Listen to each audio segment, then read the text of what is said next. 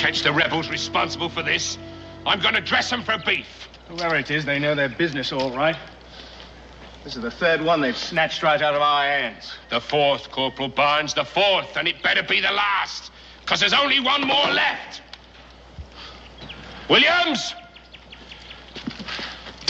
Report to headquarters. Tell the colonel he'll have to cross the gorge above Hunter's Point, over the suspension bridge. Suspension bridge? I never heard of it. Let's hope the rebels haven't heard of it either. According to reports, it's falling apart. And if we're going to get there, Corporal Barnes, before they blow it up, we'd better get moving. Right. On the double. This way, lads.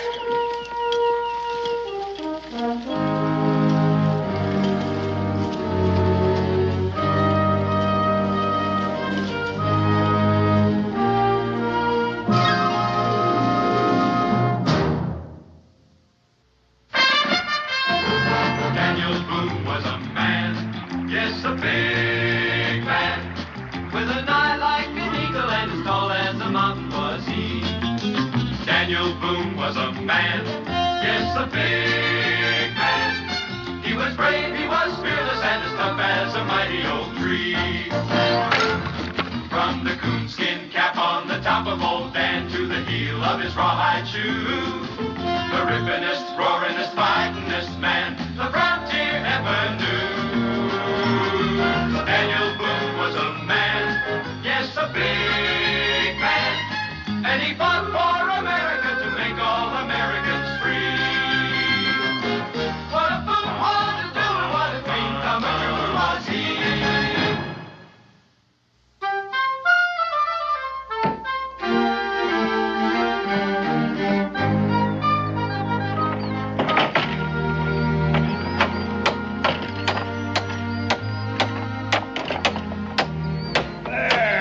Got it. Well, I guess that does it for the braces and supports, Pa. As soon as we get some planking and those loose rails fixed, she'll be as good as new. Looks better than it did last year at this time. We could never manage without it. Hey, Clint, remember the first time you crossed it and took a safety line over? With you and Pa holding that anchor rope around my waist? Well, I don't want to try that again. Well, you said you weren't scared. Well, the only reason I did it was because I knew if I didn't, you were bound to have a try at it. You know, Pa, we could charge a toll for crossing it. Help to pay us back for labor and material. Oh, no. Anyone wants to cross, they're welcome to it. I don't aim to make any money out of anybody's need. But come on, help me pick up these tools. You can bring a couple of more loads across before summertime. All right, let's get this up here, kid. In there. All right, you take the lumber, I'll take the keg of nails. Okay.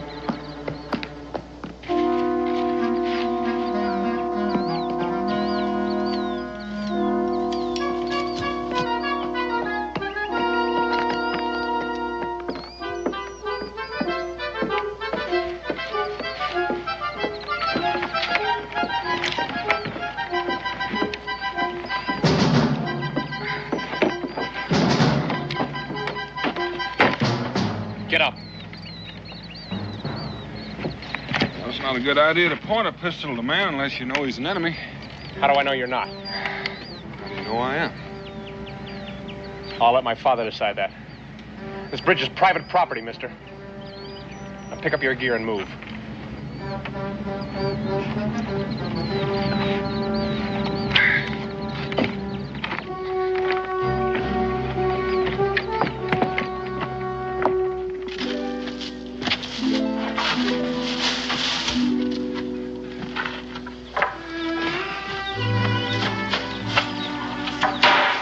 I'm over here, Clint. I found him by the bridge, Paul. You're a long way from nowhere, mister. Gotta state your name and business. My name's Boone, and I didn't get a... Daniel Boone? That's right. Well, I'm mighty sorry, Mr. Boone. But what with the war going on and everything, This here's the man that opened the Cumberland Trail in Kentucky. Ain't that right? I reckon so. We might not even be here but for him. My name's Bickford, Mr. Boone. This here's my two boys, Paul and Clint. Howdy, Mr. Boone. Sure, I'm sorry, Mr. Boone, for back there. It's all right, son. No harm done. Mr. Bickford, I need to talk to you. Why, sure, sir. Go right ahead. Well, I didn't happen up here just by chance. I'm here on Army business. Well, how come you're not in a uniform? Well, I'm not in the Army, but I have papers authorizing me to carry out my orders. Well, what do the Army orders have to do with me, sir? Possibly quite a bit. You may not know it, but there's a British regiment on its way up here now. Oh, how does that concern us? British intend to burn all the outposts, destroy all the forts. My orders are to see that they don't come across to this side of the gorge. Well, I don't know much about military matters, Mr. Boone, but I know I can think a heap better over a cup of coffee. Come on.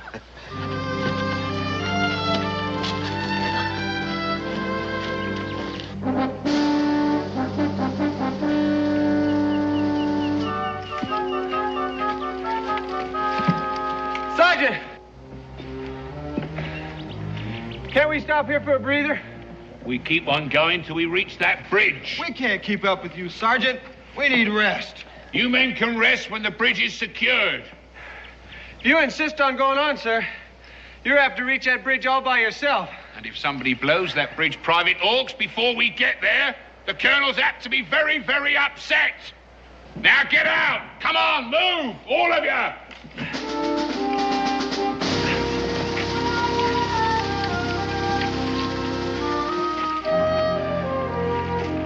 Your bridge is the only one left standing in 100 miles. We've blown up all the rest. I don't care about the rest. The forts the British aim to burn are the only one Virginia has. There are 10,000 Indians waiting to pour in if they're destroyed.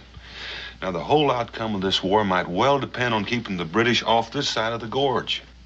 You don't seem to understand, Boone. We didn't fix that bridge just for something to do. It's harvest time. That bridge is our livelihood. The British will be here by morning at the latest. It's got to be done tonight. Are you telling me I can't take my new harvest across that bridge? The British won't wait. Well, neither will my crops. We gotta have that bridge. There's no other way to market. Why, when we come out here, that bridge was good for nothing but stump wood. We made it into something. I appreciate the fix you're in, but it's Army orders. Army? What do I care about the Army? What's the Army ever done for me? They're fighting your war for you. Oh, no, you're not going to drag us into this, Boone. Oh, no. I got a war of my own. I've got a war with nature and the land. I've got a war with pests and drought. I've got a war with cold and hunger. I got a war just to see that me and my family stay alive. And that bridge out there is my only chance of winning it. And you're not going to destroy any of it. Well, it's not my choice. And I know it's not an easy choice for you to make, but I don't think you'll enjoy keeping your bridge knowing the price of it was paid in human life. Men fight. They get killed. I'm not talking about soldiers. I'm talking about farmers and their wives and their children. You boys know what I'm talking about? Have you ever seen an Indian massacre? Or rather, what's left of one? Well, I have, and it's not a very pretty sight. Don't you pay him no mind, Paul. Nothing like that's going to happen. And if it does, it won't be any fault of ours. Oh, it'll happen. But I don't know how well you're going to sleep at night with that on your conscience. You think about that. I am thinking. I'm thinking I don't much like someone coming here and telling me to do this and do that. Don't you understand, Boone? I've got enough worries. My farm, my sons. I can't worry about the whole world. You're willing to trade crops for sons. That's not what Pa's saying. You're just twisting his words around. Oh, no, I'm not, son. Is a bridge more important to you than human life? Now, you get out of here. Get off our land. And don't come back, because we'll be waiting for you. Mr. Bickford, I have orders to blow up your bridge. And I'm going to do just that. Clint, grab him.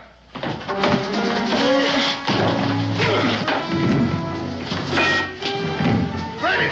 Grab him, Clint!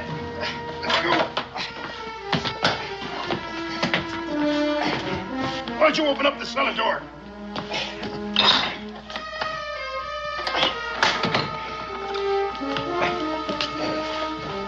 Wait a minute, let me get this out of here. Ease him down. Go ahead, get him down.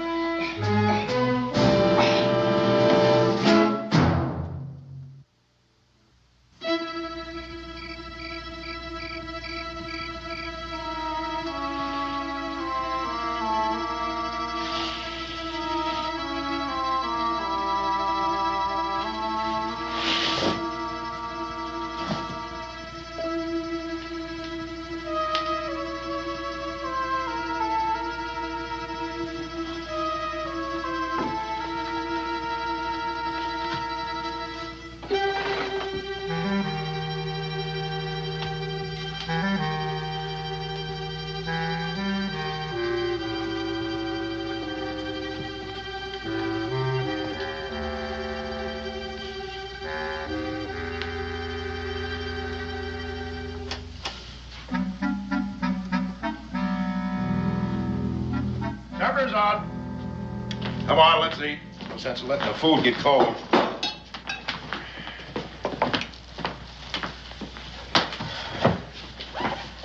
Don't you worry about Boone. He'll be all right. We thank the old Lord for watching over this house, for giving us the courage to persevere, and for blessing us after all these years with good crops. Amen. Eat your food, boy. I'm not very hungry, Pa. You will be tomorrow when we start harvesting. You know, Pa, I've been thinking. About what? More about things. About things, hmm? Pass potatoes. Well, about what Mr. Boone was saying. Forget Mr. Boone. He didn't say anything worth thinking on. How can I forget him when we got him prisoner? And besides, I just think he was getting at something. Something important. Did you now? Pa's right, Paul. Boone was just running on, saying what he thinks. That don't mean we have to think the same. Yeah, but I never heard the war talked about that way before. I mean, I never did worry about anybody else's stakes in it except our own. A man wants to survive out here. That's all he better worry about, son. But crops for lives? Would you really want that on your conscience? Now, if I was you, I wouldn't be so quick to listen to Mr. Boone. It's easy enough for him to come here and tell us what our problems are and how to solve them. But he can just walk away after it's all over. Well, we've got to live here and take what comes. You're too young to remember. We had a good crop once, ready for harvesting. And what happens?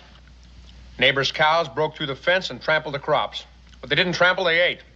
Now, what did the neighbors do about that? They just said, we're sorry. Just like Mr. Boone. They gave us half a side of beef. Half a side of beef.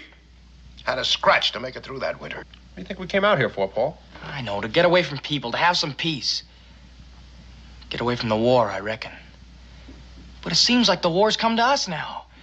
And maybe it's like Mr. Boone said, there's just no way for us to stay shut of it. Mr. Boone! Mr. Boone! I tell you, it's not our fight. And I have to see that we don't have any part of it. Well, you always used to say us settlers had to stick together if we were ever going to be free. If there was ever going to be a really good country here. Well, what's the use of being free if you're hungry? If you're not free, you shouldn't even be here. Now, this is the gratitude I get. Not a thing I ever did wasn't for you boys. And now the first stranger comes along, you start repeating them as if he was the only man on earth who knew anything. I was only asking some questions, Pa. Don't ask any questions.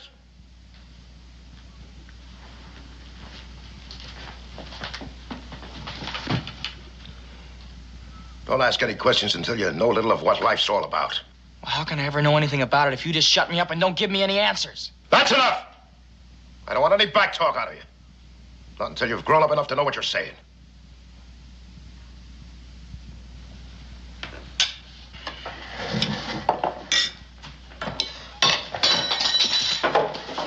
Where do you think you're going? I have a little talk with Paul. You didn't have to be so hard on him. Well, let him simmer down for a while. If I'm not hard on him, how's he going to learn? Life is going to be hard on him. Like it is hard on all of us. He hasn't grown up enough yet to start passing judgment on his father. He wasn't passing judgment on you, Paul. He was just trying to sort things out for himself. You always said before a boy becomes a man, he's got to do that. Oh, this is different. What we're talking about is something else again here. Well, maybe that's so, but I still think that... Don't argue with me. I wasn't arguing with you, Paul. Maybe Boone had a thought there. Oh, about the situation. Now, don't you give me any trouble. I know I'm doing the right thing. You know, anything you do is going to be the right thing with me, Paul. Still, it don't set easy with me. Keeping Boone prisoner. For 2 or 3 days? Till we get our crops across the bridge? Now, what's the harm in that? None, I suppose. All right, then stop worrying about it. Well, my congratulations, Sergeant. I may never be the same again, but it seems like this time we beat the rebels. We haven't beaten them until the regiment crosses to the other side. Now, I want all you men to stay alert and keep a sharp eye on this bridge. Is it all right if we rest while we're doing it, Sergeant? You'll stay alert, Corporal, by walking your post until the regiment comes. Another few hours won't kill you. You Hawks and you Carpenter, keep your stations here. I want this side of the bridge secured. The rest of you follow me.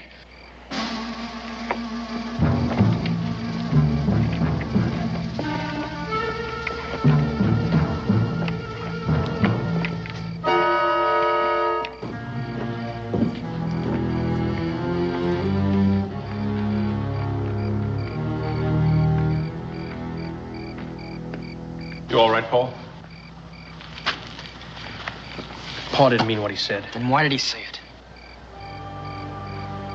Well, you got to understand about Paul. Life's never been very good to him. I reckon he's failed at almost everything he ever tried, due to one thing or another. In a way, he even blames himself for Ma's dying. Or feels guilty, anyway. Because she never had the things he thought she ought to have. Can you understand that, Paul? I reckon I can. That's why the bridge is so important to him. 'Cause we got a good crop this year. And if you look at it one way, that bridge could be the difference between success and failure. And I reckon he just can't bear the thought of losing out again. You think he's right in what he's doing, Clint? He thinks he is. And I reckon when it comes right down to cases, the man's got to act according to his own lights. No matter who gets hurt. That's the hardest thing about making up your own mind. Well, Pa's got his mind made up. So it seems. But you're not too sure about yourself. What makes you think I'm not? You stand there and tell me about how I got to understand the way Pa thinks.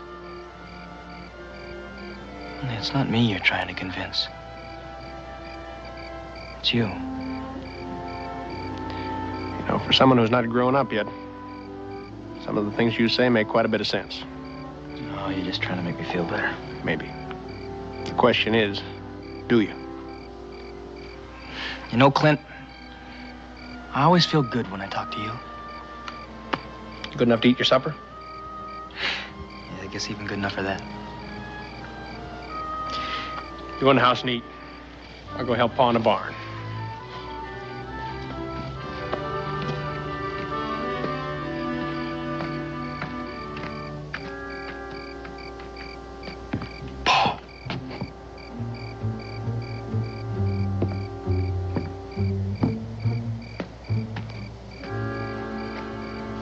talk to you.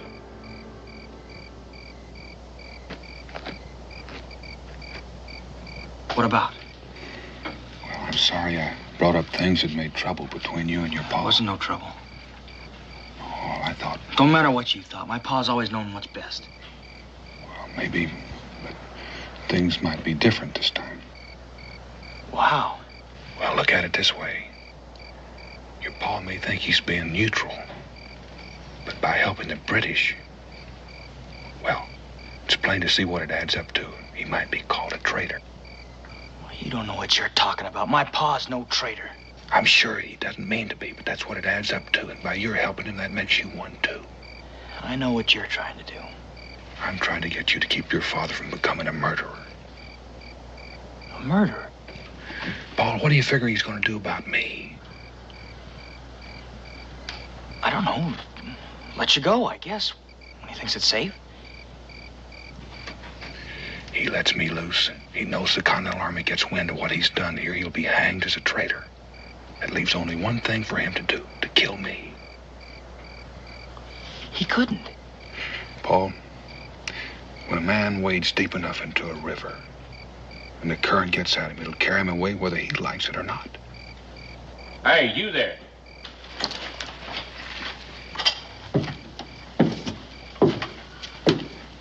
You live around here, son?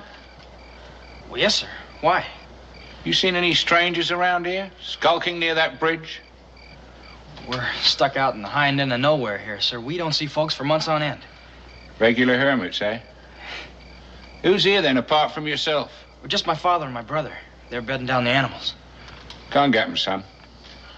Right, lads, let's have a look inside.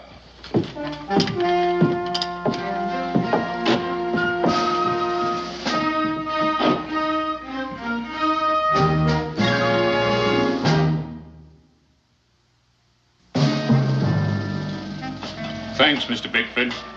A good cup of tea helps after a long march. There's some food on the table, then. That's most hospitable of you. Poor colonials. Are you as generous to rebel troops who pass this way?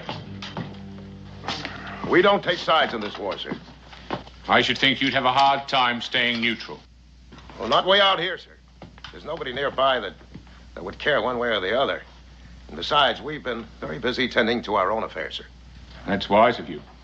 If the rest of the colonials thought as you do, this country would be a lot better off. I presume you own that bridge out there. Yes, sir, I do.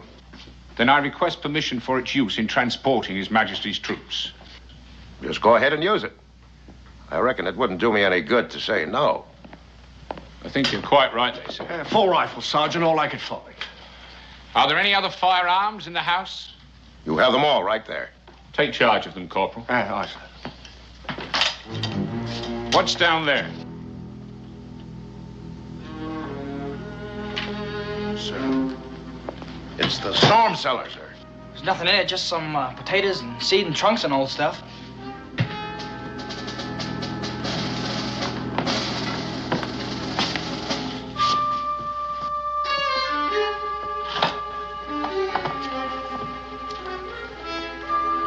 Hey, wait a minute, Sergeant. You can't take our guns. It's simply a precaution. I'll see that they return when the regiment has gone. It shouldn't be too long. Right, lads, let's go.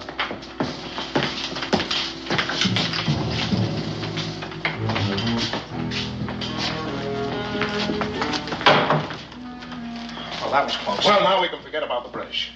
Our troubles are over. Yeah, well, maybe they're just starting. Nonsense, boy. We've got no quarrel with them. Well, what are we going to do with Boone? Well, leave him there. He has sense enough to stay quiet. It'd be mighty awkward to try to explain his presence here.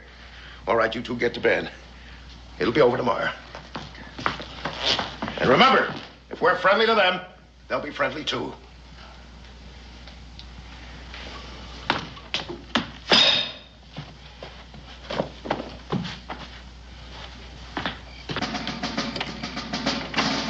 Sentry? We brought some souvenirs for you. Some extra armament in case you need it. Just put them down over there. Anything going on? It's been quiet as a Sunday in church, Sergeant. Too quiet. I don't like it. Haven't you had your fill of hearing blasting powder going off? That's just what I mean. I don't think I follow you, Sergeant. These colonials we've been after. 4 bridges wrecked right before our eyes, so to speak. It don't seem right they'd not try to get this last one. Well, that's simple. We got here first. Perhaps.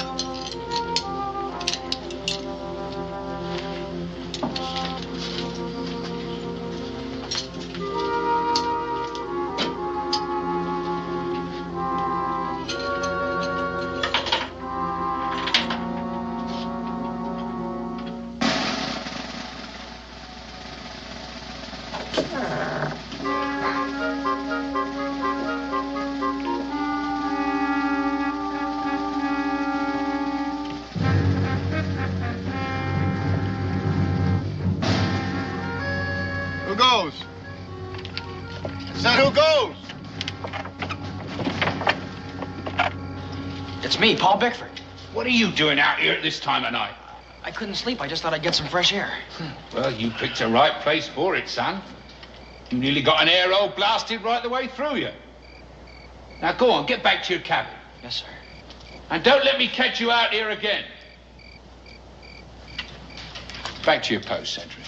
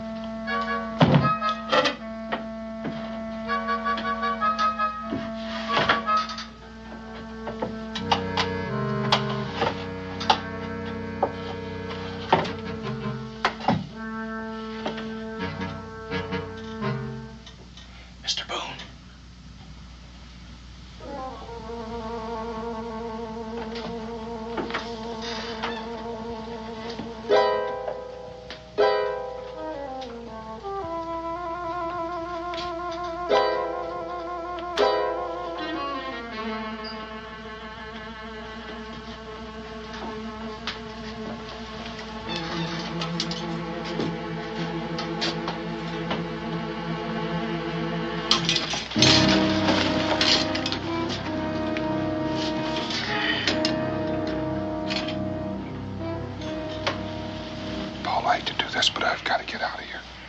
Are you going to yell if I let you go, or do I have to quiet you? I came to help you. Good.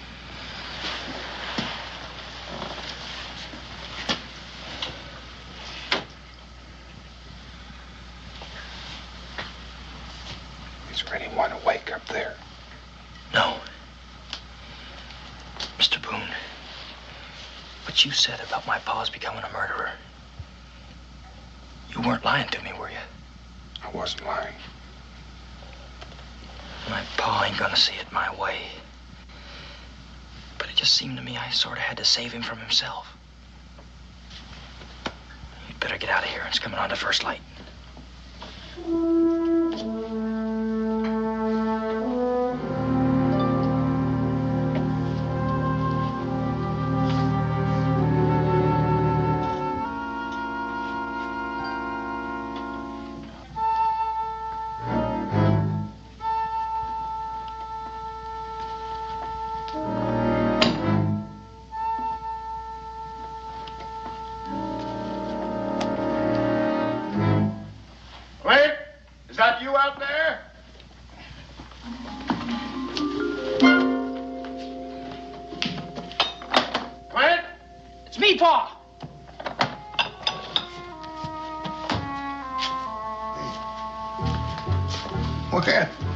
What are you doing up so early? I couldn't get any sleep, Pa. I knew there was a lot of work to do today. Just thought I'd fix the fire and put on the coffee for you and Clint when you got up this morning. Oh, that's real thoughtful of you, son. It'll be a while before it's done, Pa. I'll call you. Ooh, it's not worthwhile going back to bed. By the time I got dressed and washed, breakfast will be done, and then it'll be light enough to tend the stock.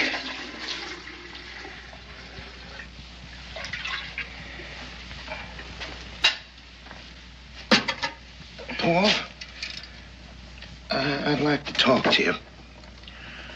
Can't we talk later, Pa? No, I think this needs saying, so I'd like to say it now. I'm sorry for what happened tonight. That's all right, Pa. No, it's not all right. But a man sometimes says in anger what he don't rightly mean. I know that, Pa. You know, a man's entitled to his opinion. I just want you to know that what I do is not for myself. It's for you boys. This farm is all I got left to give you and Clint. That's why I gotta keep it the way it is no matter what. I understand that, Pa. Well, as long as you know, that's fine.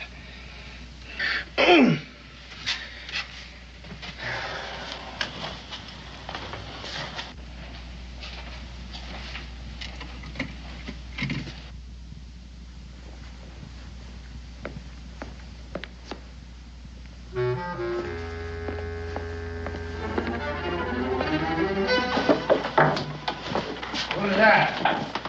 I'm just fixing breakfast.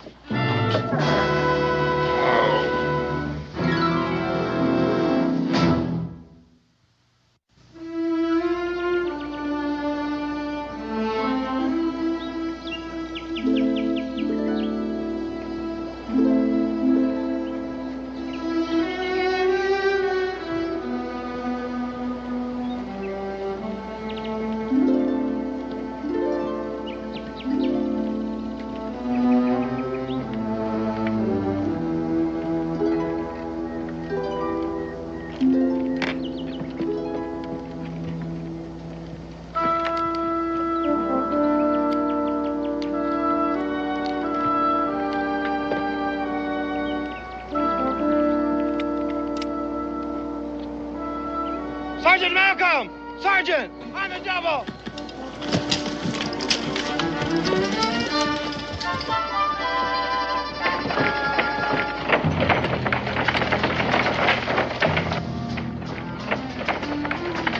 What's the trouble, Carpenter? It looks like a bag of plastic powder tied under there. Cut it loose.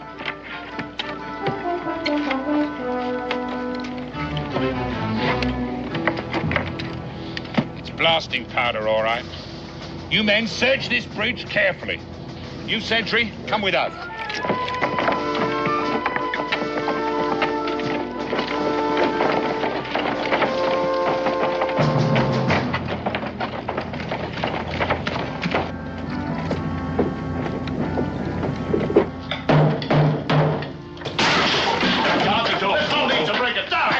to the fireplace and turn around, the three of you. Move over there. Now, just a minute, Sergeant. I'll give a man a chance to explain. Explain? What would you like to explain? This?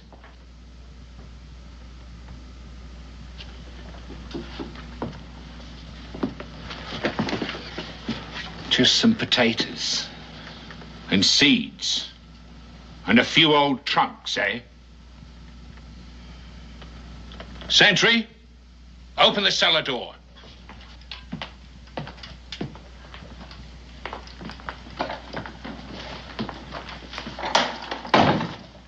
Tell him to come out. Well, tell him, Pa. Tell him you can't call anybody out because there's nobody down there.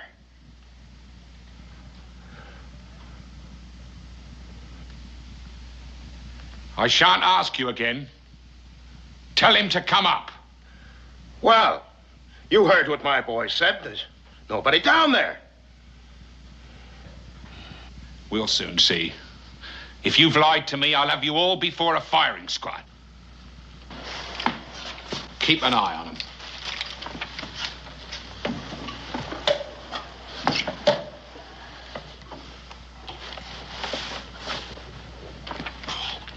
It's all right, Clint.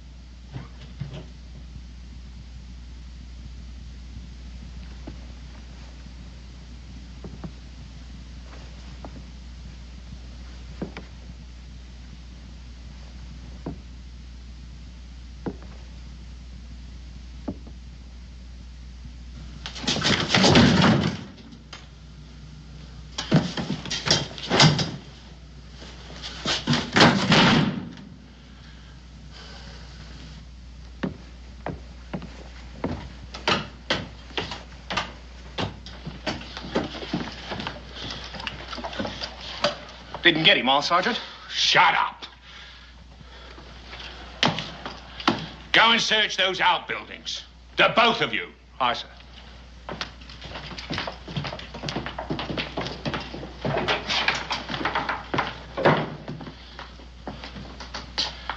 Mr. Bickford, I believe that something's gone on here that you haven't told me about. Well, you saw for yourself. There was no one down the cellar. And I told you we hadn't taken sides in this here war. Under the circumstances, you will confine yourselves to this cabin. Well, Sergeant, we have a stock to tend to. Horses to be fed. A cow to be milked. All right. See to your stock. But I don't want to see you near that bridge. Understand?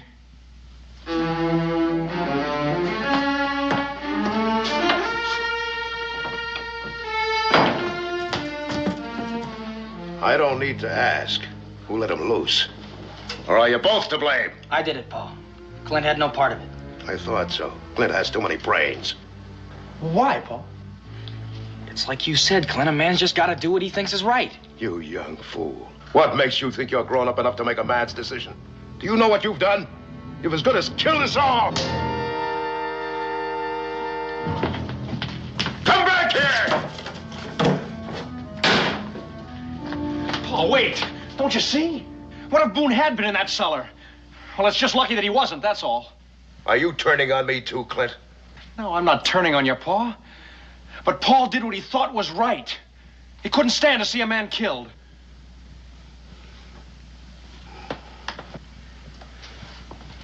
Oh, I should have killed him myself while I had the chance. Now he's got his powder and he's gonna blow up our bridge. It's not important, Paul. Look, I worked on that bridge just as hard as you did. Maybe harder. But it still ain't worth killing for. It's not too late. He's out there somewhere. He's out there near our bridge. Are you coming with me, Clint? Pa, you can't go out there. The British are still there. I could explain to the British. They'll stop Boone from blowing it up. Pa, will you listen to me? Boone can't blow up the bridge. Not with our British still there.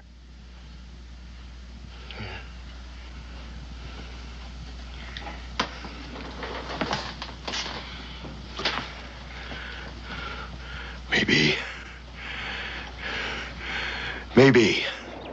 Anything going on? Not a thing, Sergeant. There has to be someone around here somewhere.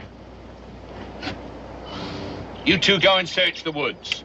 Barnes and I are going to have a look over the other side. Come on, Barnes. That right, Sergeant.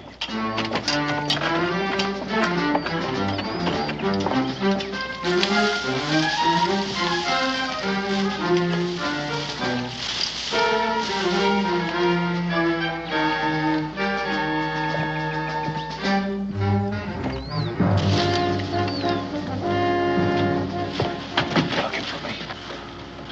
Much obliged. They got our guns and yours, too.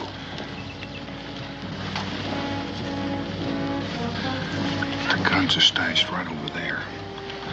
And we'll get them back just as soon as the sentries go to the far end of the bridge.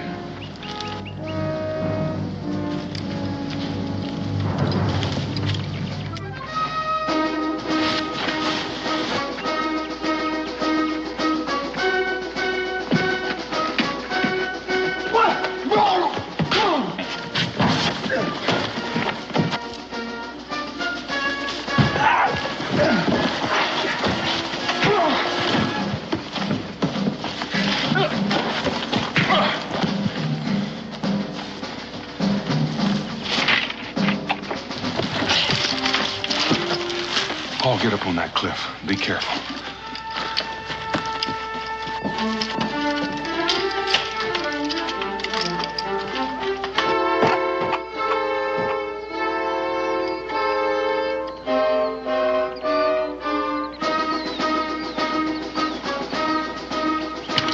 I'm here, Mr. Boone!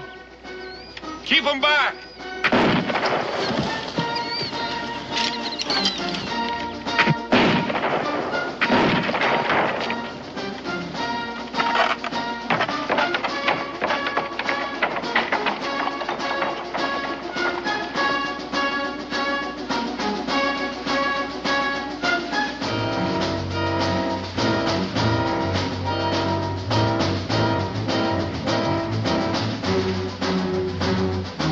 What's happening here, Hawks?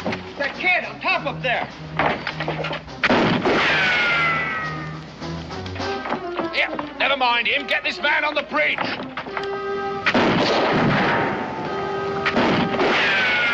Come on, we can get him before the boy reloads. Right, Sergeant.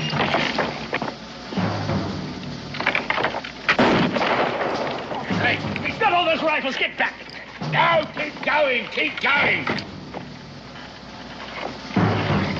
I'll get him, sir. Come on in, Hawks.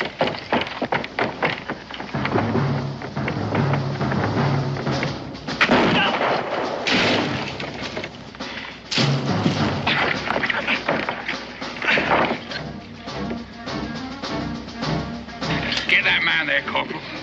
Aim as fast as I can, Sergeant. Come on, Barnes, get him. Good.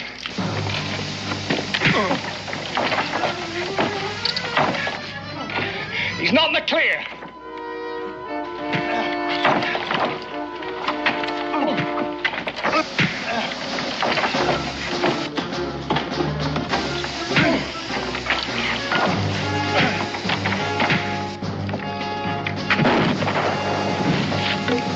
Now get that fuse. Get the fuse.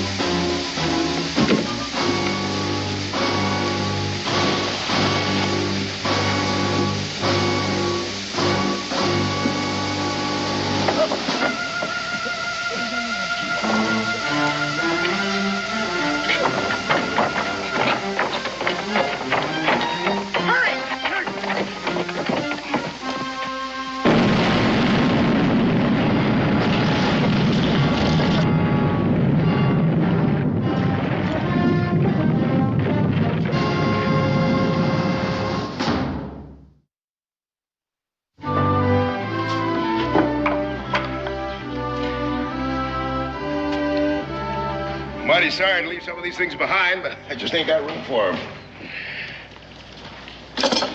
Well, you'll come back after the war. Build a better bridge than the last one. Oh, no, Mr. Boone.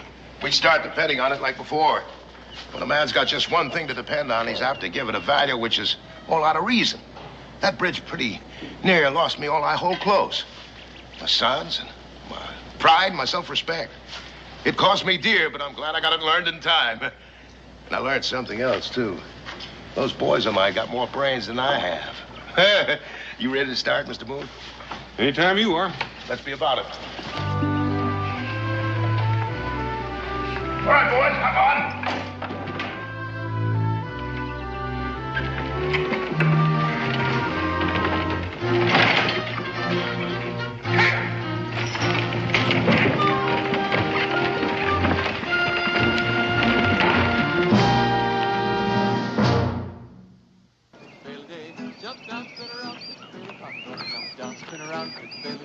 Had a little woman, she could pick a bale of cotton. Had a little woman, she could pick a bale a day. She's my woman, she can pick a bale of cotton. She's my woman, she can pick a bale a day. Oh, Lordy, jump down, spin around, pick a bale a day. Jump down, spin around, pick a bale a day. Jump down, spin around, pick a bale of cotton. Gonna jump down, spin around, pick a bale a day. Had a little woman, she could pick a bale of cotton. Had a little woman, she could pick a bale a day. She's my woman, she can pick a bale of cotton. She's my woman, she can pick a bale a day. Oh, Lordy, jump down, spin around, pick a bale a day. Oh, Lordy, jump down, spin around, pick a bale a day. Gonna jump down, spin around, pick a bale of cotton. Gonna jump. Howdy. Good morning. Morning. Mighty nice day. Yes, it is. Mind if I ask a personal question? No. Well, what are you doing up in the tree? Oh, well, the baby bird, it fell out. Have you thought about how you're gonna get down out of the tree? Down? Oh, well, Here, let me help you. I'll give you a little hand. You gotta trust me. There you go. Get your hands off my daughter!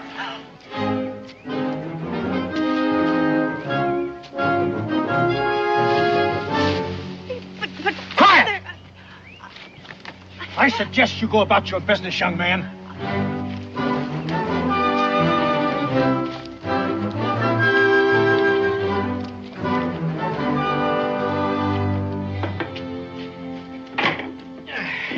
Fair weather friends. That's all they are, every last one of them. Well, Cincinnatus, it's plowing time, and you can't expect farmers to I come can't to town. expect a darn thing ever since they passed that blasted whiskey tax. Ever since I emptied that last keg of whiskey, there ain't been nobody in here but females. Ben, you don't suppose they'd repeal that there fool law, do you? Well, I was down to Salem the other day, and I hear folks talking that Congress just might be changing their mind about that there tax. Yeah. Yeah. Howdy. Morning. I sure could use a drink. We got some apple cider, and that's all we got. That's all right. Nothing I like better than good apple cider. Let's see now. Is this, Boonesboro? It surely is. How about that? I'm only a mile away. I feel like Moses coming out of the wilderness. Listen, 1 mile away from here is going into the wilderness, not out of it. Where you bound? New Harmony Village. What? You folks new around here? This is my tavern. I'm Cincinnatus. Jim McGill. Mr. McGill. I'm Ben. I Ben? work around here, having that. Thank you. Now, what were you saying? The new what? Oh, sure. It says right here, the new, Harmony Village.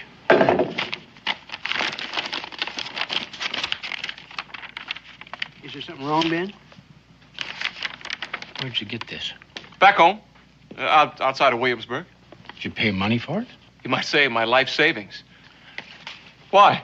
Who sold it to you? Well, it says right here, an authorized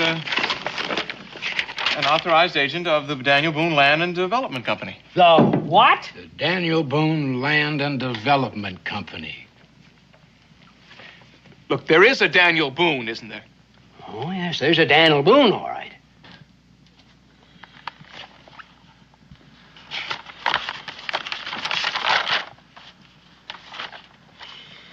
It's a complete swindle. That's a fact. Yeah. And a forgery. Reckon so? Well, I don't know. We'll have to do something. We? It's your land and development company. It ain't ours. A friend in need. I don't know what to say, Jimmy. It's just nothing. I've been carrying this thing for a good long 300 miles, Mr. Boone. Been keeping it dry in all kinds of weather. And every time I camp, I read the print clear off the page. You might even say I know it by heart. But look, that's your name, right? Just nice you got a quill around here someplace. Right over here, Daniel. Jimmy, this is my signature.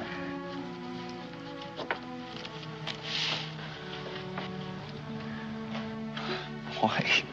Do you ever see anybody so prime, first class, A number one stupid? Not lately, anyway. How'd you ever believe all of that, anyway? What did it say here? 2-room cabin and cleared land and Indian servants. How come you left that part out about the blue-eyed, curly-headed blonde wife, huh? Oh, no. You didn't read the small print. I need to rub it in, Ben. I guess I got it coming. But when I dream, I really dream, don't I? I don't suppose there'd be any chance of finding the swindler who... He's not likely to be waiting around for me. Thanks anyway, Mr. Boone. Jimmy? Better go see if I can find a way to earn my supper. Oh, here's your map.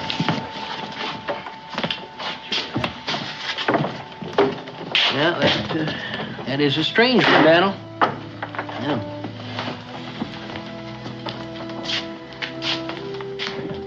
You know, he's not your responsibility, Daniel. Oh, I know it, Ben.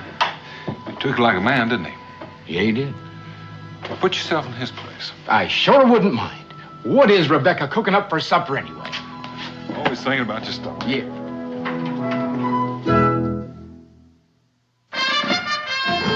Daniel Boone was a man, yes, a big man, with an eye like an eagle and as tall as a mountain was he. Daniel Boone was a man, yes, a big man. He was brave, he was fearless, and as tough as a mighty old tree. From the coonskin cap on the top of old Dan to the heel of his rawhide shoe, the rippinest, roaringest, fightingest man the frontier ever knew. Daniel Boone was a man, yes, a big man, and he fought for America to make all Americans free. What a Boone wanted to do and what a dream come true was he.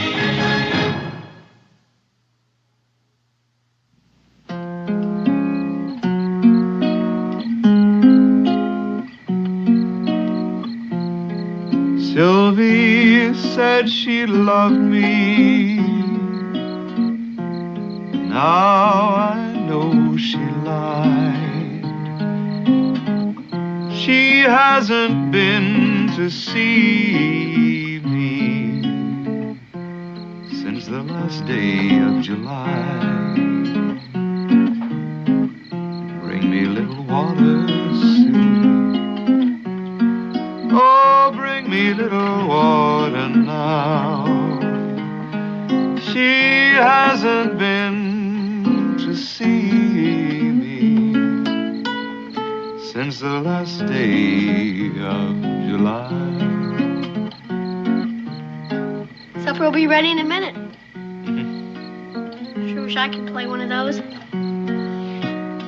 Maybe you can. All he needs is a head for music. How do you know? How do you know what? You got a head for music. That's just the trouble. Sometimes you don't know whether you can do something till you fall on your face a couple of times. Becky, you know that nice piece of land we have over on Bluebird Ridge?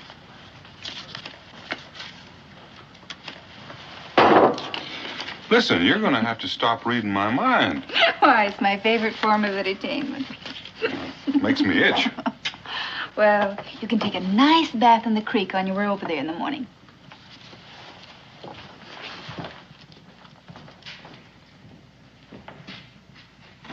Jimmy, come in here.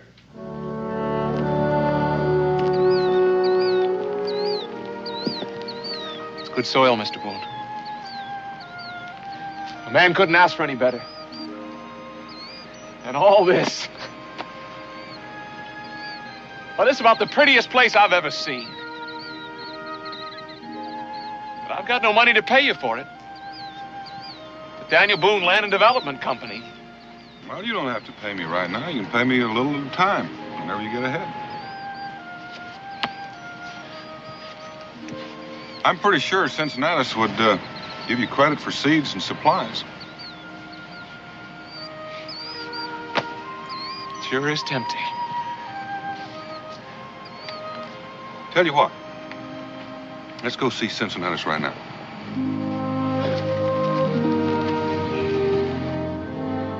No, sirree.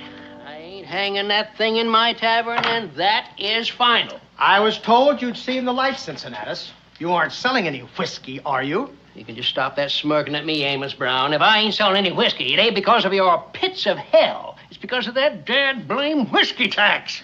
Well, it's a comfort to know that the Congress is there to place a restraining hand on the arm of the intemperate. If there was one thing I thought I'd get out of all this, is not listening to one of your fool lectures. Now, all due respects to you, Miss Charity, that is one of the finest jobs of sampling making I've ever seen. But this is a tavern, and I am a tavern keeper. And you know what the first job of a tavern keeper is? Have you selected what you want, daughter? Yes, Father. It is selling whiskey. How much? Oh, $1.50. Well, howdy, Cincinnatus. Daniel. How are you? Hey. Jimmy? Amos, Miss Brown would like you to meet your new neighbor, Jimmy McGill. Neighbor? Mr. Brown farms the other half of Bluebird Ridge. Yes, we met on the trail yesterday. But we weren't introduced. Oh, and this is Miss Charity Brown. Do you mean this young man has purchased that land? Well, Amos, we've entered into sort of a long-term arrangement. Well, I guess it makes it all complete. I beg your pardon. Why, just that I found out the prettiest girl I ever saw lives on Bluebird Ridge. Do you have a family, Mr. McGill? A wife? Oh, no, sir. No, I'm by myself. Perhaps, Father, Yes? perhaps Mr. McGill would like to take his meals with us until he gets settled. Since we're his closest neighbors. I'm sure Mr. McGill can fend for himself. Come along, Charity.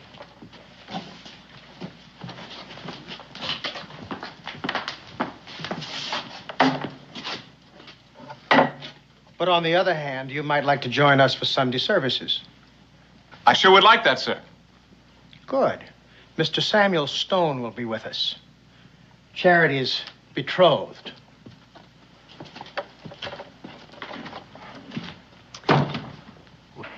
Father, Yes, daughter.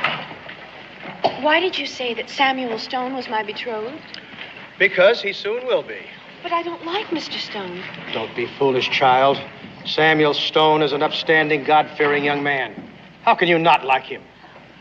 He never smiles. If Samuel isn't frivolous, it's because he spends a good deal of his time wrestling with the devil.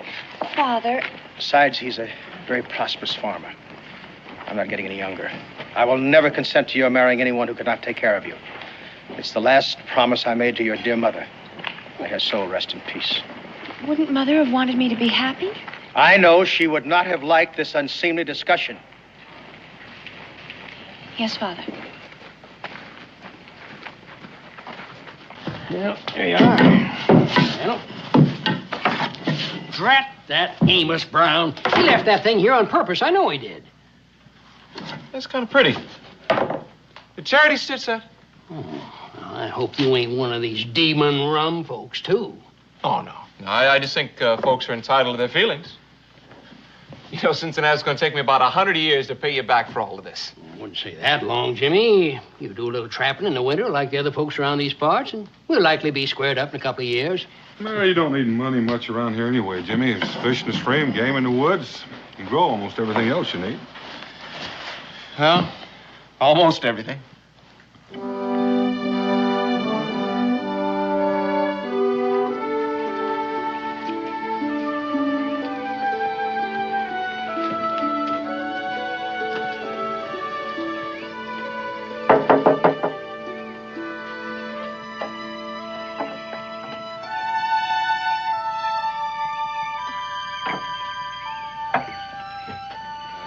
You forgot this. I thought I'd just drop it by. Oh, thank you very much. Mr. Brown, you have a very nice house. Thank you. You seem to be a very sensible young man, Mr. McGill. Why, thank you, sir. So it should be easy to make you see things clearly. Charity is spoken for. But even if she weren't, well, I take it that that mule is the sum total of your worldly goods. I may not have many worldly goods, Mr. Brown, but I do have a good pair of ears. You all feel free to drop by my house anytime.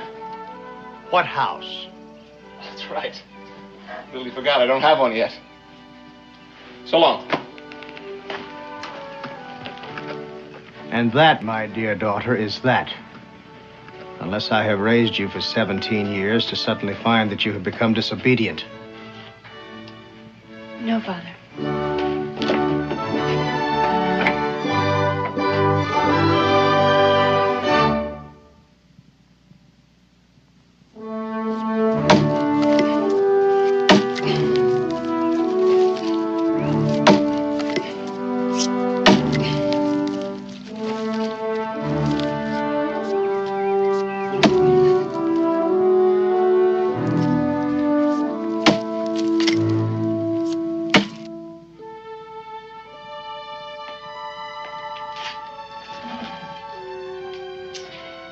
You don't suppose Mrs. Samuel Stone will be allowed to have a looking glass either, do you? Miss Charity Brown, you are a sinful young woman. You must strive harder for perfection. Oh, but Mr. Stone, it was just the teeny-weeniest little smile.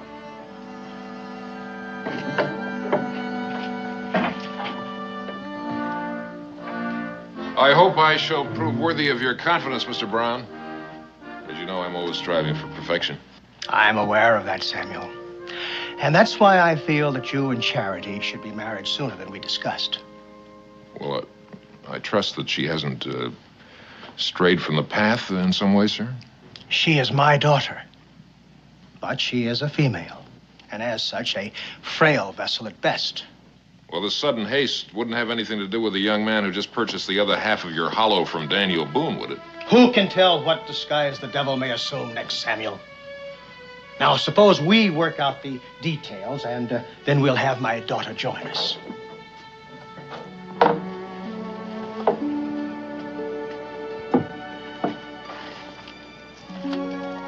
Dear Lord, I've always tried to be your faithful servant, and I'll always do the very best I can. I'll marry Samuel Stone tomorrow, if that's what Father says, because I do honor my father. I do. Just let me have 1 hour, Lord. 1 hour of... 1 hour of what, Charity Brown? Maybe he is the devil in disguise.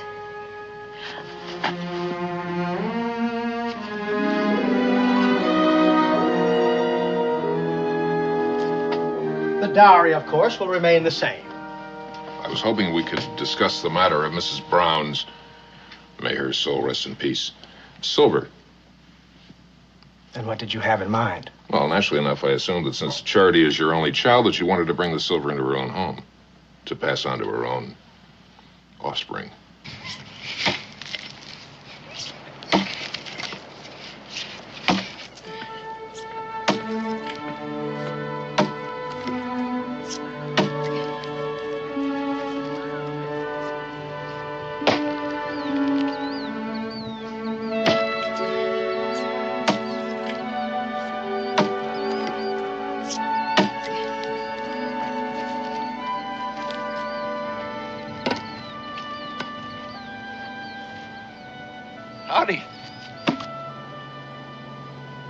I thought you might like some bread.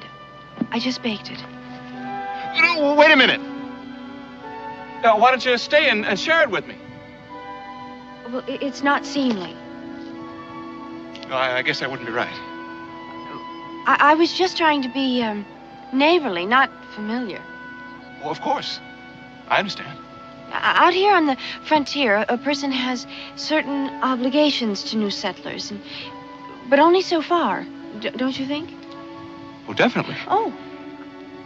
As a matter of fact, since I'm new in the area, I'd appreciate some of your views on that subject.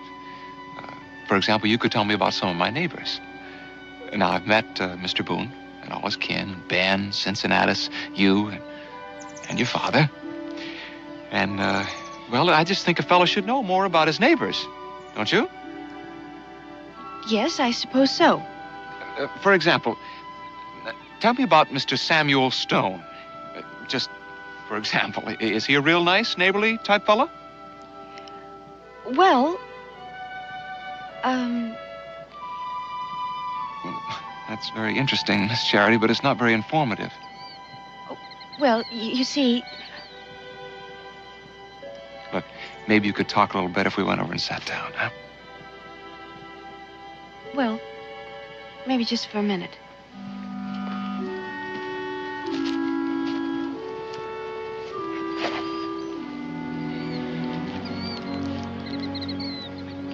Do you have to do that? To do what? Smile. What's wrong with smiling? Well, that's what the devil does. Everybody says so. What, he smiles? Come on, that's the silliest thing I ever heard. Well, how do you know? Because it just is. Smiling is a perfectly natural thing. It's like grass growing. Why don't you try it? Oh, Father would be ever so annoyed. Oh, come on, just one little smile. I'll thank you to remember I'm only staying here to help you get settled, Mr. McGill. I'll have nothing to do with any frivolity. No more smiling. Well, what were you saying? No, you were telling me about all my neighbors. Oh, yes, Mr. Samuel Stone. Well, Father just dotes on him. You mean on his money? I am leaving right now. No, don't do that. I didn't mean what I said. I just got a little riled up when your father said... When he talked about the sum total of my worldly goods. Well, he's just looking after my welfare. I know, but what about you? I don't understand. Well, your welfare is one thing, but you're another. I still don't understand. Look, if I had a canary bird and I was concerned about his welfare, I probably would put him in a cage, and then I'd be sure that he'd be fed and watered and everything. Now, but if I really cared about that canary bird himself, well, that's another matter altogether. Well, then what would you do? Well, if you were a canary bird, what would you want to do? Sing and fly around? Right. Now you got it. But I'm not a canary bird. Maybe not, but you got some awful pretty feathers. Why don't you take that off? Goodness. See, I told you you could smile. Oh. Please? What if I ran up behind you and just grabbed it off? I'd cross my heart and you'd just disappear in a puff of smoke. You give me back my bonnet this instant, you devil, you. Well, if you really thought I was the devil, you'd be a little more scared. I am so scared that... Oh, no, you're not. What?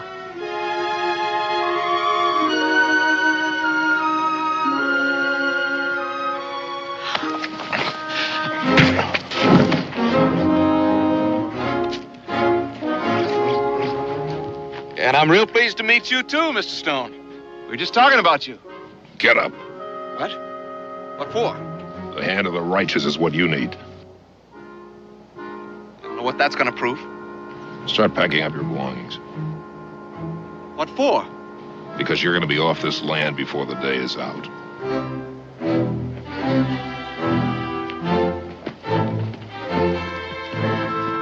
I don't know how you're gonna manage that, Mr. Stone. I like it here.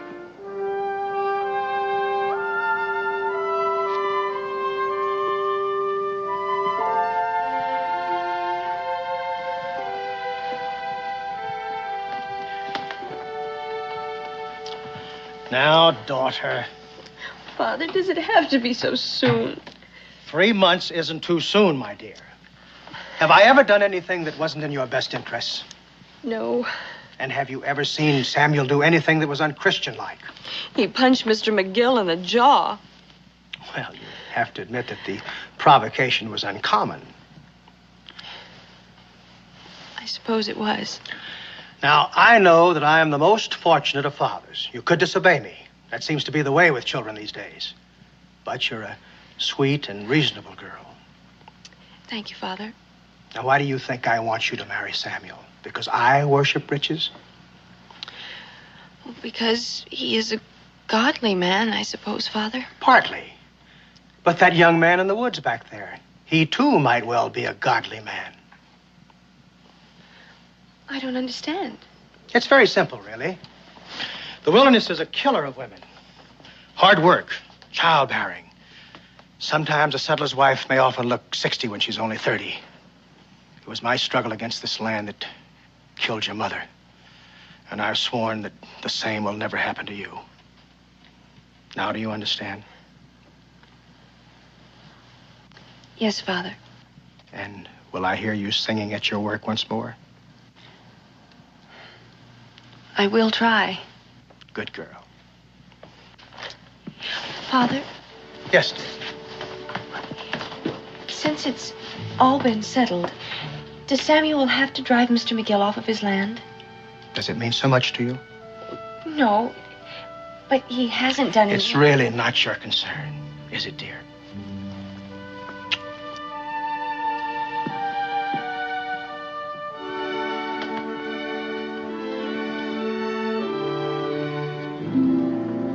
Samuel, I'm afraid I've already sold that land. You mean papers have already been signed? No, but I've given my word. I'll give you twice the price. You don't seem to understand what I said. I said I'd given my word. 3 times the price. Samuel, you don't need that land. Jimmy McGill does. I'm not concerned with that person's needs. I'm making you a business proposition. And I'm turning you down.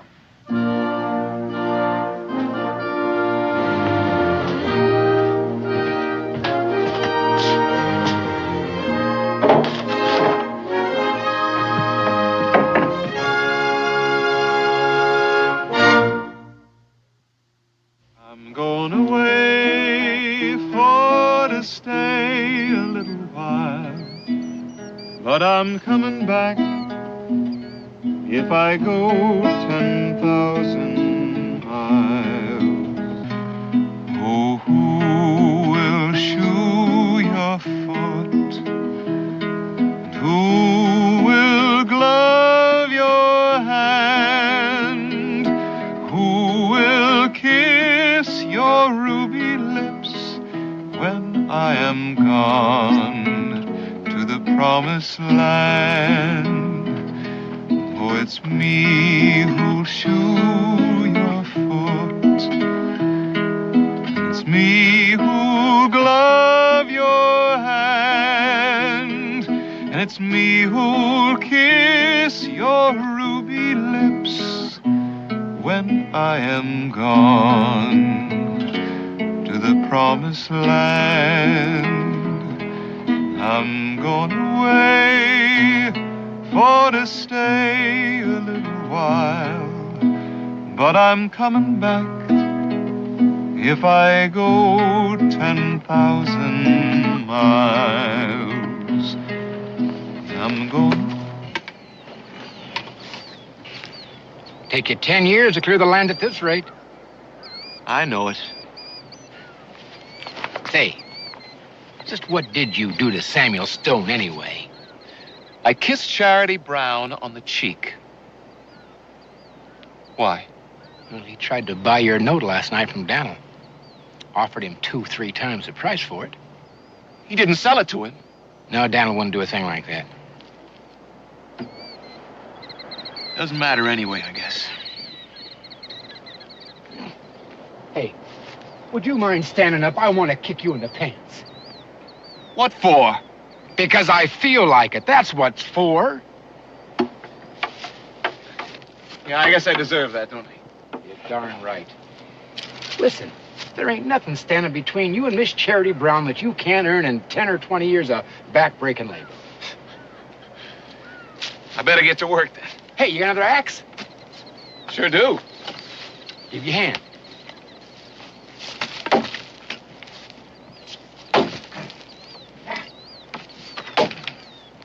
Hey, Ben.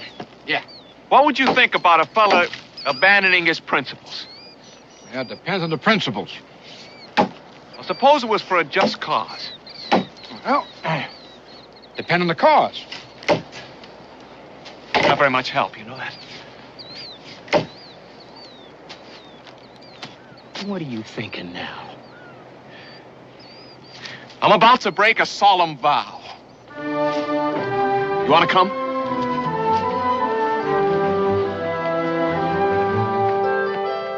No, sir. I can't let you do it. It just ain't legal. Cincinnatus, whatever do you mean? What have I asked for that was illegal? Look, some sugar, some yeast, and some kettles. Why, it sounds downright wholesome to me. Do you think I was born yesterday? Sometimes it pays for a fellow to pretend like he was. Why don't you just come out and tell me what you mean? Since you were just born yesterday, you wouldn't understand anything I was saying anyway, now would you?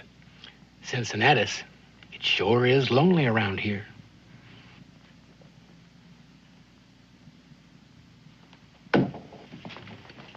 All right. Sugar, yeast, and your kettles. Oh, I didn't ask for that. Well, you never know when an old whiskey keg might come in handy. I ain't got no use for it, that's for sure. I don't know. What do you think, Ben? Oh, they'd be nice to put some flowers in it. Cincinnatus. I'll plant some nice flowers in it, and when they're growing real good, I'll bring it on back, and you can sort of use it to dress up the place. Jimmy, I can't tell you how happy that makes me.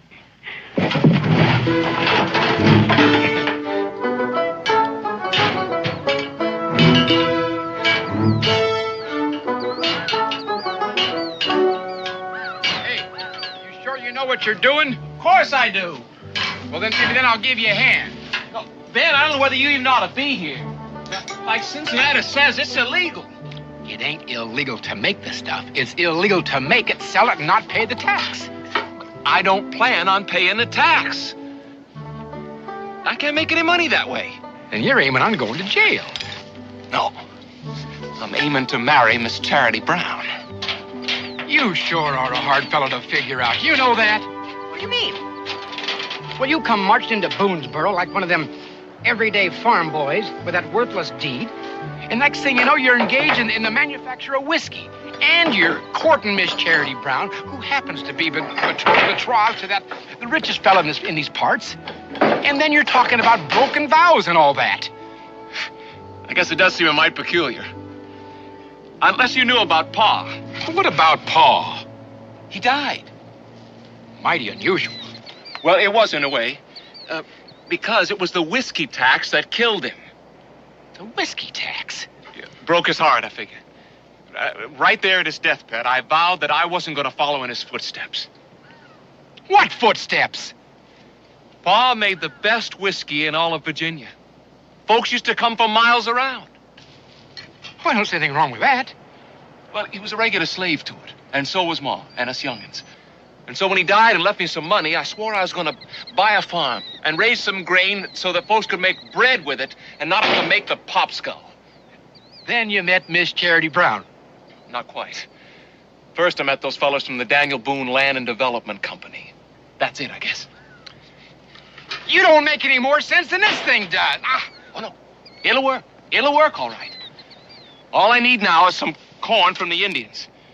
There are Indians around here, aren't there? Indians? You can't make whiskey with Indian corn? Why not? Grain is grain.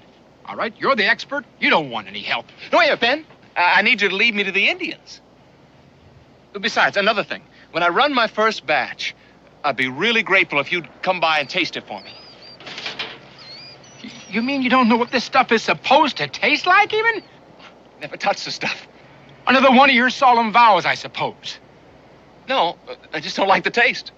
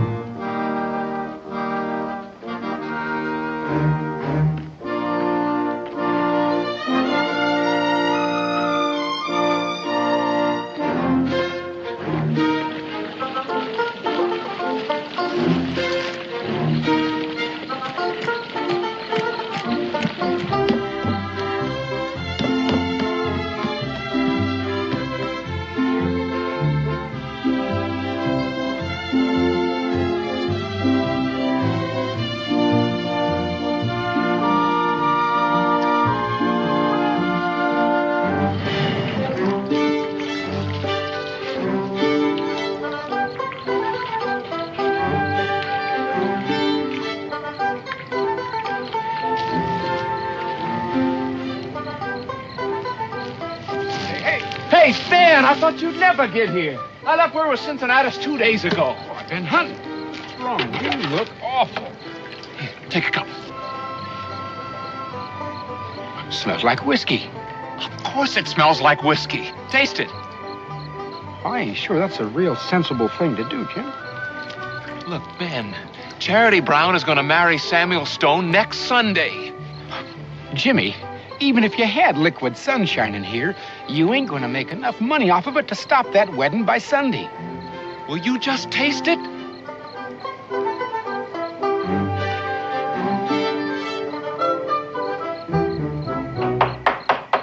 Cincinnatus, come on! I'm coming! You hold your horses. Get a decent night's sleep. I'm coming just a minute. Now, hold it, Tart. Ben, what are you doing here? Shut up, you old fool, and get me a mug. But it's the middle of the night. What do you got there? I got you a barrel of flowers. A barrel of flowers? Yeah. Shut up and drink that now.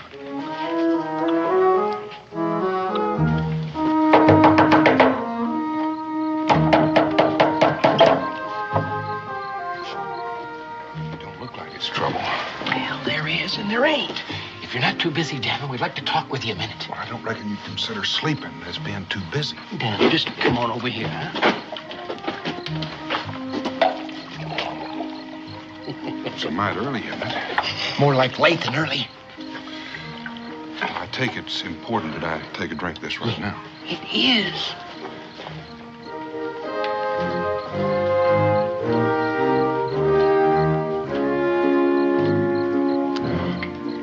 Where'd you get it? Unbelievable, ain't it? You'll never guess what it's made out of. All right. What is it made out of? Indian corn. Indian corn? I suppose that's possible, but where? Jimmy McGill. Brought it from Virginia. No, he made it. Right up there on Bluebird Ridge. Himself. And here I thought he was a farmer. Well, he is, but he's got this problem. Then you tell him. Jimmy didn't even taste it. That's right. He hates the stuff. He made it for Miss Charity Brown. Charity Brown? Well, I don't know what you're talking about. Maybe I'm still asleep. Charity Brown? Well, yeah, you know that Miss Charity Brown is going to marry Samuel Stone next Sunday. Well, you know, it's her pa that's again her liking Jimmy. If Jimmy ever had any money, why, her pa might look at things a little bit different. That's the only problem. Jimmy's got no money. That's why he made this still up there in the hill. I see.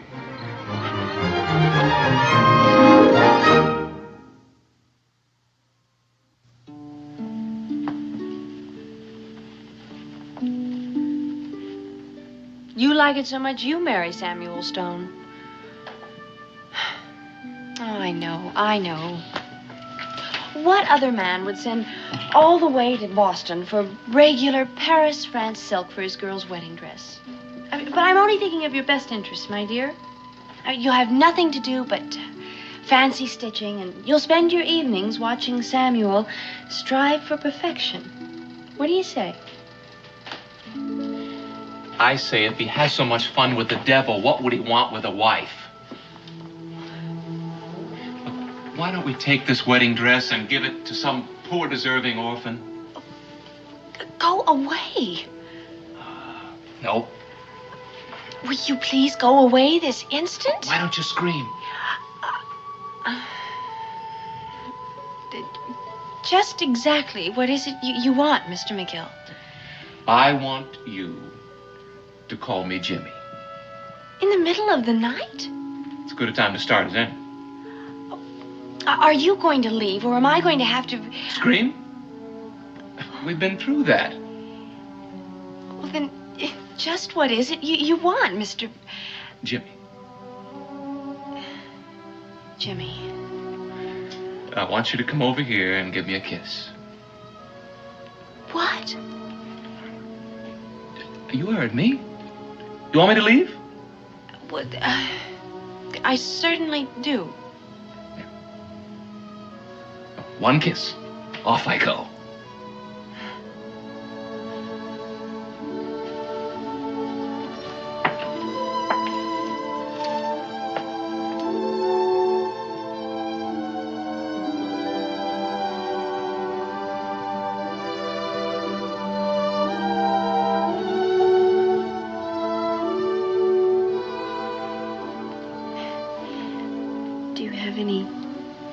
Special reason for tormenting me? I only came to tell you that you're not going to marry Samuel Stone on Sunday. What do you mean? Because you're going to marry me. But... Don't worry. By Sunday, I'll be rich. Wait, how are you going to... Shh. Look, do you want to wake your father?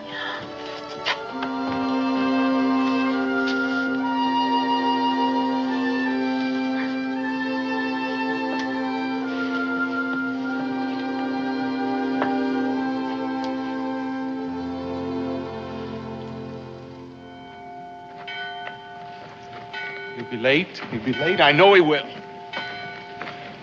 You don't reckon he got lost? Lost? Daniel Boone has been blazing trails clear to Mississippi and further. You don't reckon he's going to get lost going to the next county, do you?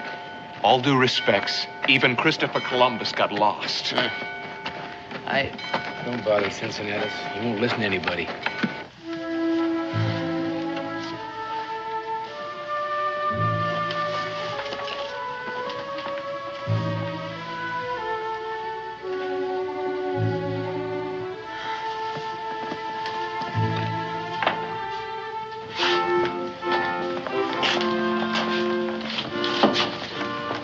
I can't wait much longer, Mr. Stone. I'm sure they'll be along directly.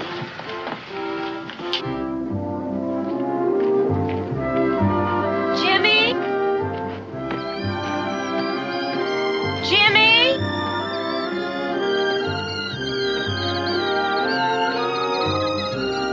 Jimmy?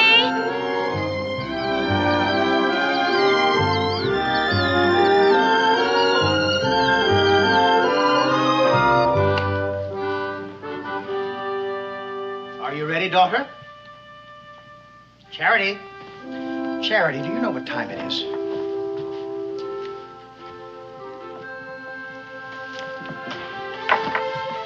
In heaven's name, where have you been? Well,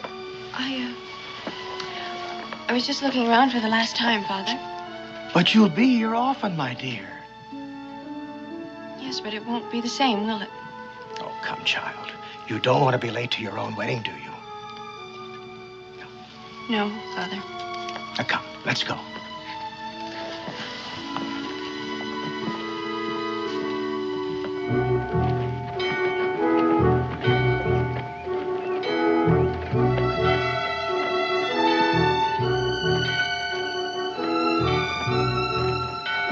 Oh, no.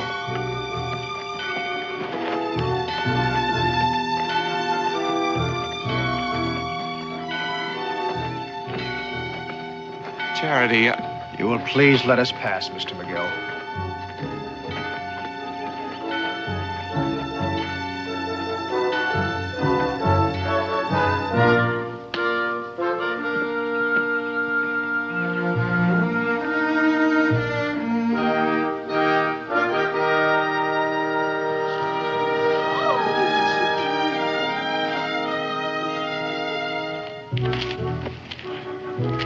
It just ain't like Daniel. He should have been here. I told you he wouldn't make it.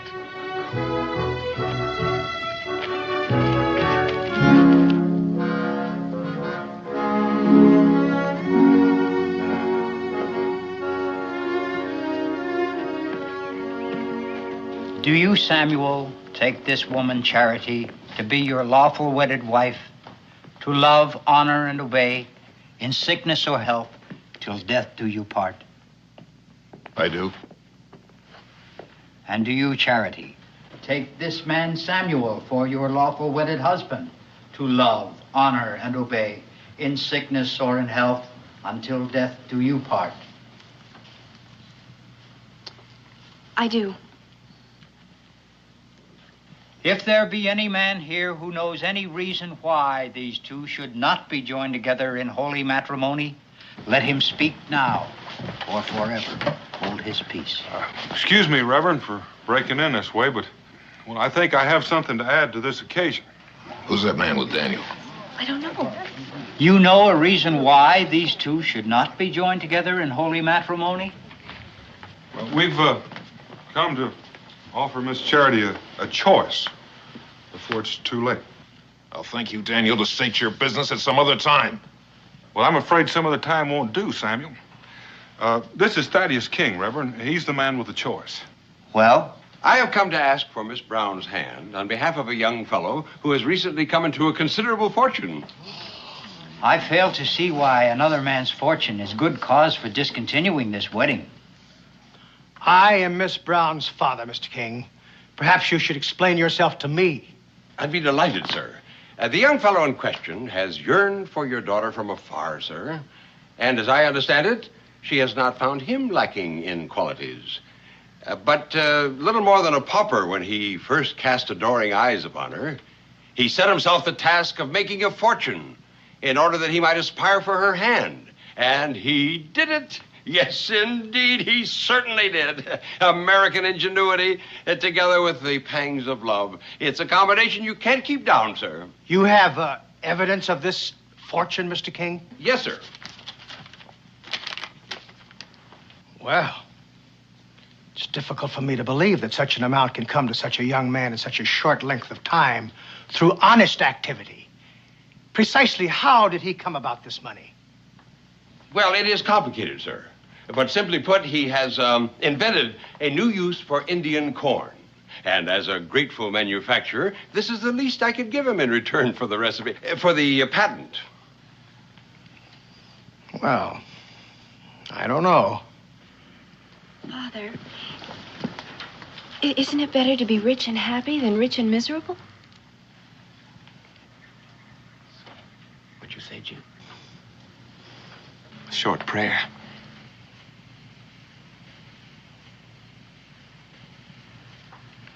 Well, he is an upstanding young man.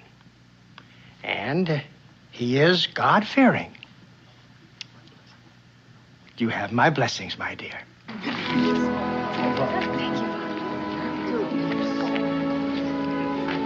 Samuel, I'm sorry. Truly, I am.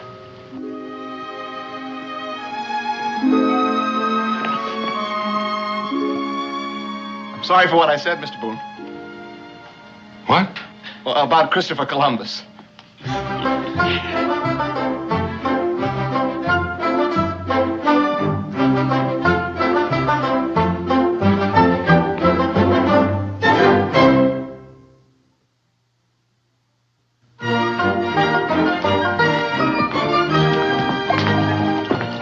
Daniel, you had us worried there for a while. Well, it turned out all right, didn't it, Ben? Yeah, it did. You know Thaddeus King. No, but I'd like to. Howdy.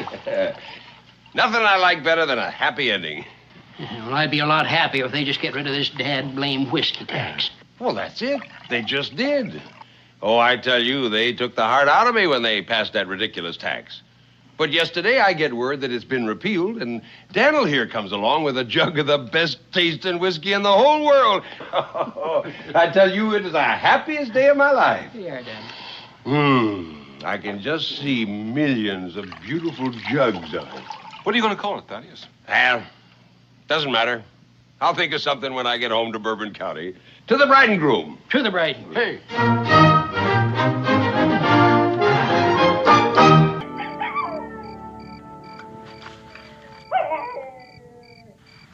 Boy, sure is improving. I wish he'd spend as much time on his schoolwork as he does learning to sound like some animal. That might come in handy someday. You never can tell. How'd it sound, Pa? Well, it's still sounding like the wolf has only got 2 legs, but it's sounding better. Did it scare the horses? Nope, but when I answered you back, I didn't scare them either, so don't feel bad. I reckon they knew it wasn't a wolf because they couldn't smell one. I reckon so. How long till we get home, Pa? Israel, for about the 10th time. 2 more days if we don't lose a wheel or something. We only got 2 more nights of camping out. I hope we only have 1 more night of camping out. If we're not going to camp out tomorrow, where are we going to stay? Well, Fort Howard, if the colonel's got some place for us to stay there. Shucks. What do we want to go there for? For one thing, your mother would like to sleep under a roof for a change after camping out for all week. I thought you liked camping out, Ma. I enjoy it now and then. But I wouldn't recommend it as a way of life. Are there going to be any kids for me to play with? Well, I doubt it. But I expect you'll survive 1 more day without somebody to entertain you. And why don't you take this little pot and run down to the creek and get some water so your mom can start cooking? Sure, Pa.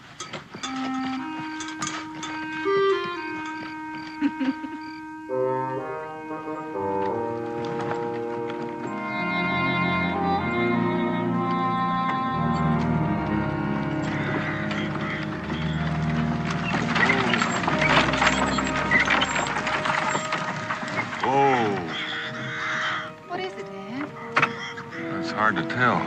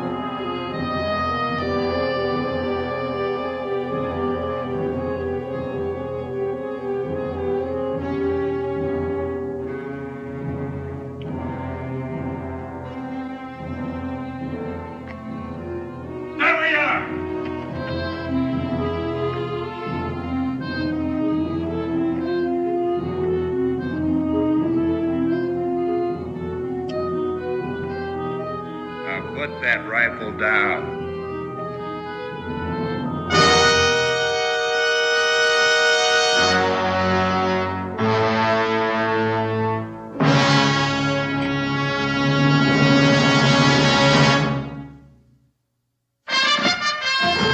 Daniel Boone was a man, yes, a big man, with an eye like an eagle and as tall as a mountain was he. Daniel Boone was a man, yes, a big man. He was brave, he was fearless, and as tough as a mighty oak tree. From the coonskin cap on the top of old Dan to the heel of his rawhide shoe, the rippinest, roaringest, fightingest man the frontier ever knew. Daniel Boone was a man, yes, a big man, and he fought for America to make all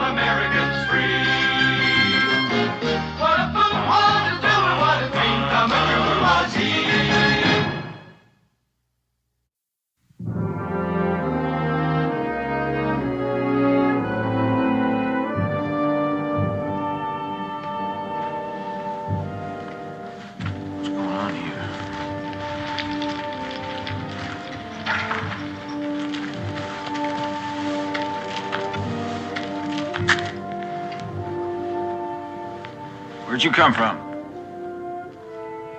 We're just passing by. I'd appreciate it if you'd ask your friend to put his rifle down. It's liable to go off. Put your gun down, Hanks. You told me to challenge all strangers. Well, they seem like friendly folk. Put your gun down. That's an order.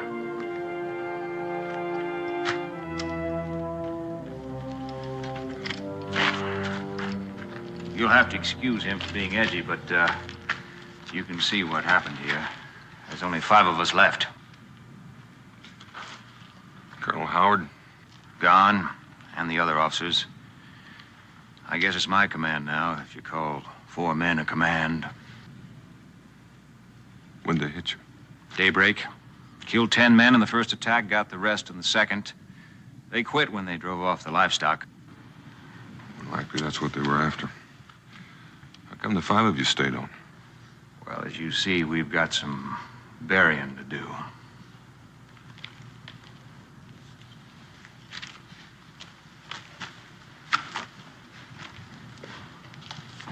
Shawnee. How can you tell?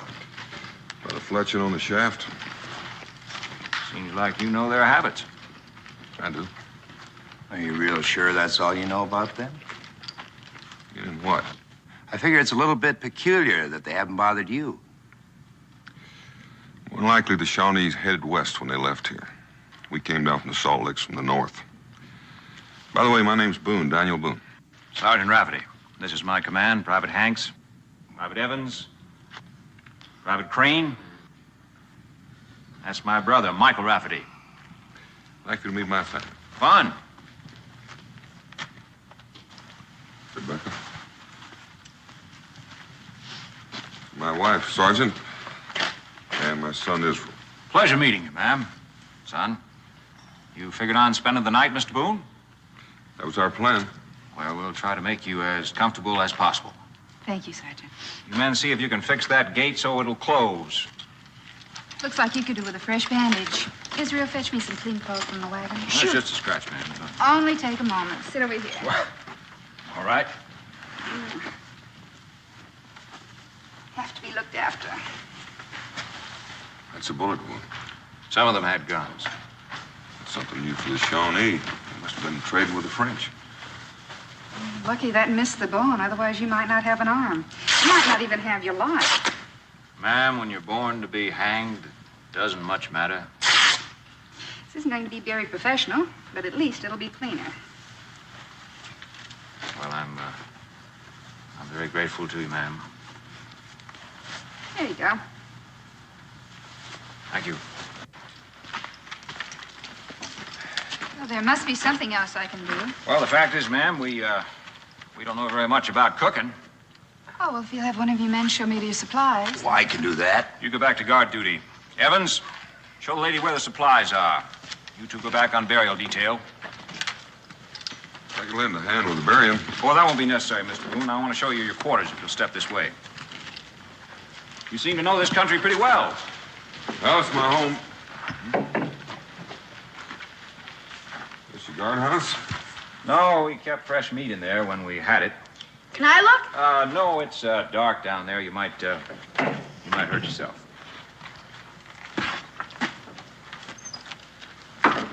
Israel, fetch some wood. Yes, ma'am.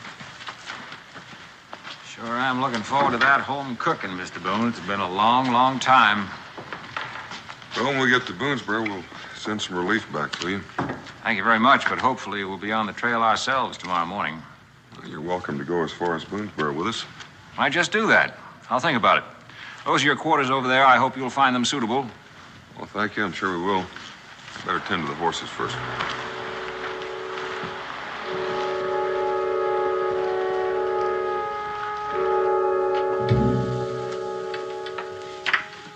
What does your husband do for a living, ma'am? Trapping, mostly. He's a guide and a surveyor. And sometimes he does a little scouting for the Army. Don't sound like he gets home very much. Not as often as I'd like. Well, there's no reason why a woman pretty like you are should be lonely. That's not what I said. I figure you got other notions than what you're saying. Well, you figure wrong, Mr. Hanks. You don't strike me as the kind of woman who would settle for many long, lonely nights.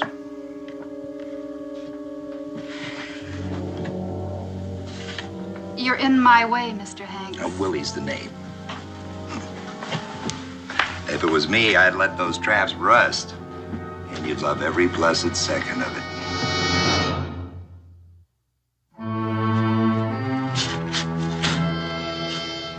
How come your brother told Boone we might leave with him? Oh, he's just making friendly talk, I guess. Yeah, well, he's friendly, all right. Even told him to spend the night when he should have told him to move on. Now, you know he couldn't do that. No, why couldn't he? This ain't no place for a woman and a kid. You mark my word, their being here is going to cause us trouble. Look, you feel that way about it, you talk to my brother. Don't talk to me. But I'll tell him, all right. I'll tell him. First chance I get. Well, here's your chance, Crane. Speak your piece. What's on your mind?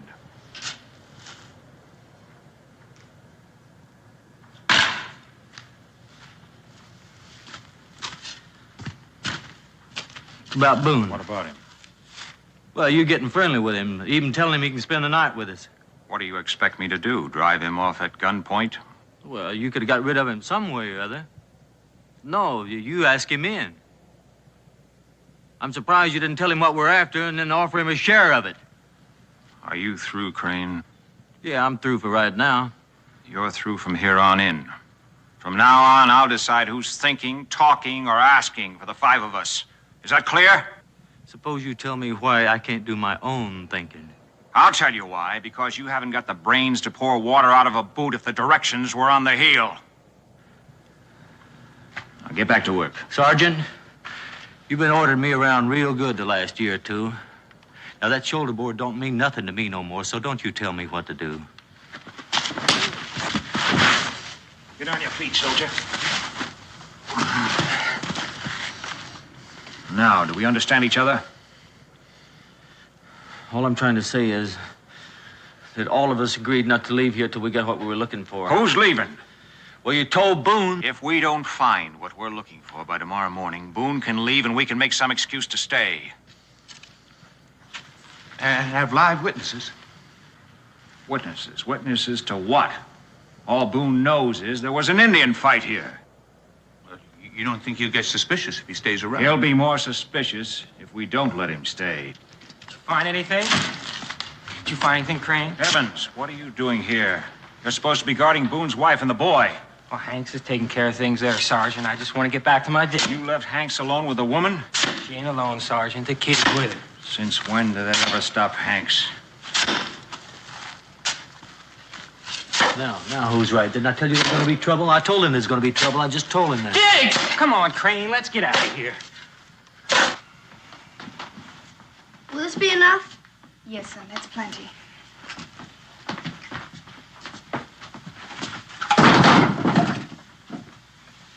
You know, I figured the Shawnees must have wanted those cows awful bad to do what they did. I'll fetch some more wood, boy. We'll be needing it later. All right.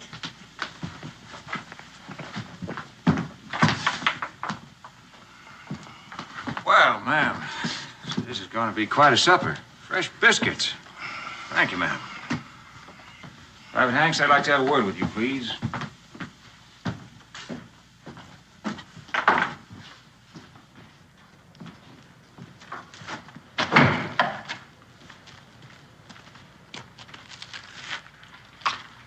Now, you hear me.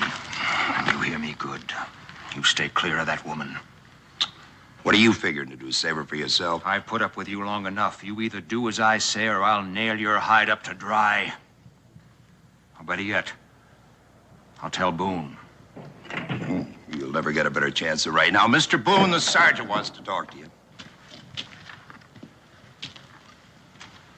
You better get back to the burial detail. You send Crane over here to take your place. I'll see to it right off, Sergeant Rafferty. Yes, Sergeant? Oh, Mr. Boone, I was just wondering if your quarters were suitable. We'll sleep well, thank you.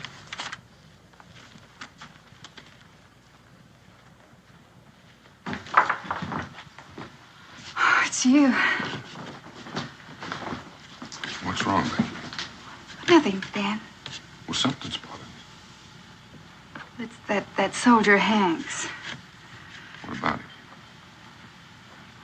Nothing really. It was just his manner.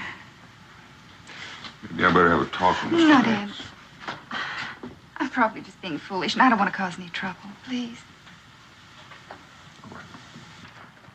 I bet you all get medals for saving the fort the way you did. Yeah. Sergeant Rafferty should get a special one for being wounded. Oh, yeah, probably will. Oh, Shawnee Yarrow sure are hard to pull out. Did he do it all by himself? Yep, that's just what he did. I saw my pa do it once. Really? Uh-huh. Well, see you later. I gotta deliver the wood. All right, goodbye now. They're not ready yet, Dan. Thanks for telling me.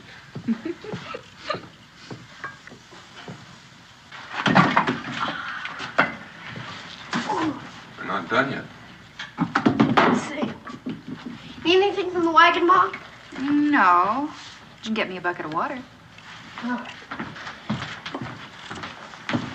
Dan, will they be finished with the burying by morning? Imagine so. Why? Nothing, except I'll be glad when we leave. We'll be leaving whether they're finished or not.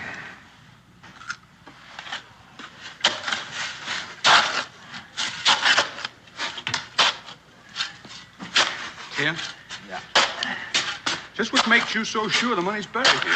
Well, you see, it's standard military procedure to dispose of valuables in case of an attack. The colonel couldn't have burned the gold, so he must have buried it. But why right here? There's an awful lot of ground inside this stockade. This is a garden area. Nobody had noticed. Newly turned earth.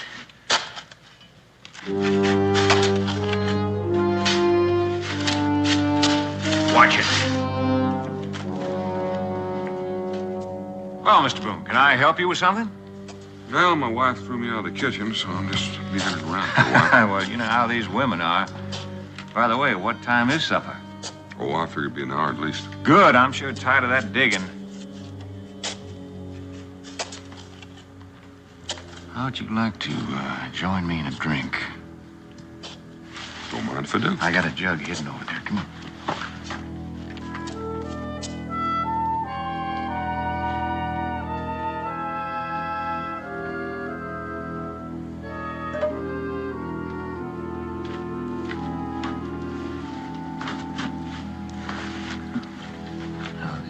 Jug of prime spirits. One thing they didn't get. Well, good health, good luck. Luck to you, Sergeant.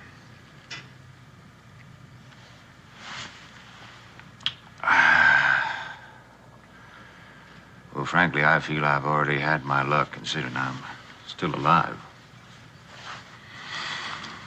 I was wondering about that. How many Shawnee were there? Who knows? They were coming over that fence so fast, couldn't tell. 100 or more, at least. How'd the 5 of you manage to stay alive? Well, I don't know that either, except there was so much smoke from the fires. It was half dark. After they killed the colonel, we went over to the barracks there and decided to fort up there. Indians were so busy looting, they didn't pay any attention to the barracks. We just laid low. And as luck would have it, they left before they burned us out. I never want to see anything like that again. Sure, I've been looking forward to this, ma'am. Hope you enjoy it, Sergeant. Thank you. Thank you. Looks good, man. There you go. Israel, I want to see you finish every bite on that plate. Yes, ma'am. You like your biscuit? Mm-hmm.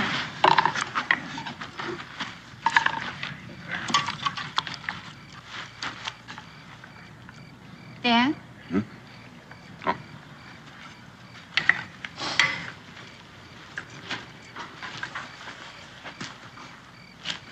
Something bothering you? I'm not putting my finger on. Yet you're still bothered. Did you ever notice how we're never alone? I don't mean just now, but there's always somebody nearby. Well, if it bothers you, why don't you ask them?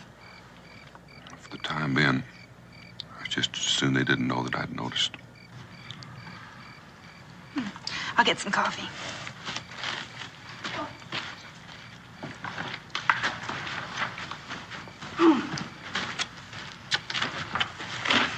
Like another biscuit? No, thanks. Why don't you give it to Sergeant Rafferty? He needs it more than the others. Why, with that arrow wound in him. Arrow? Sure. Mr. Crane told me all about it. He even pulled it out all by himself.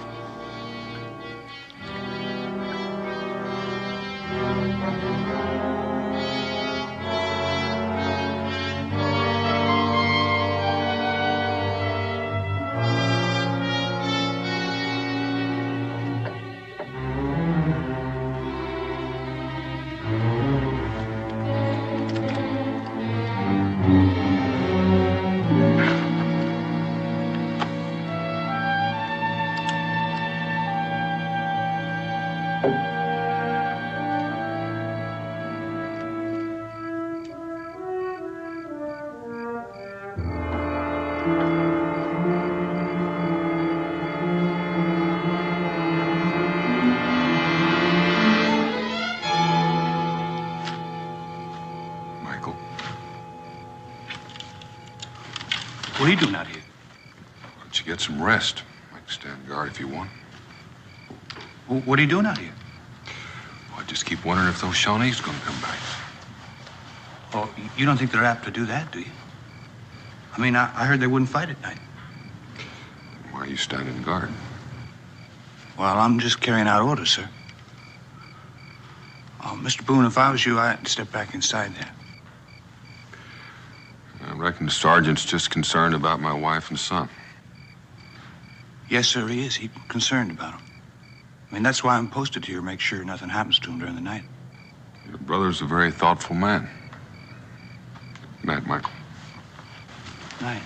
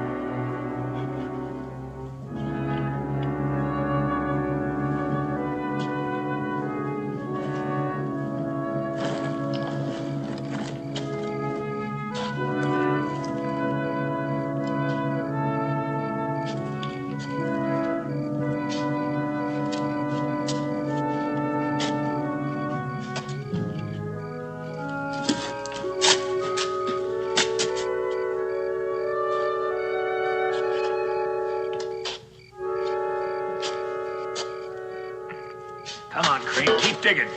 Digging. Want to get the colonel buried. Digging. I don't want him found down there in the cellar. All right. Evans, get down here. Take your place. Come on.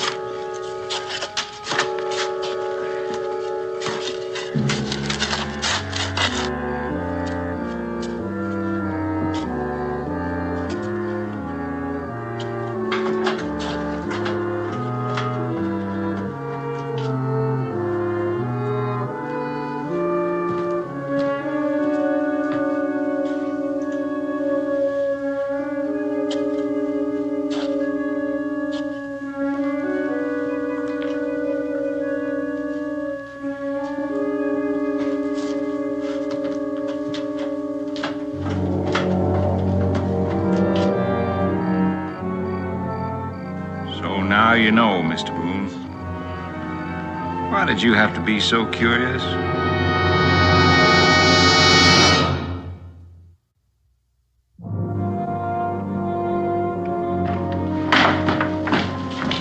Dan, what is it? What's wrong? Well, you might as well tell her, Mr. Boone. Tell me what?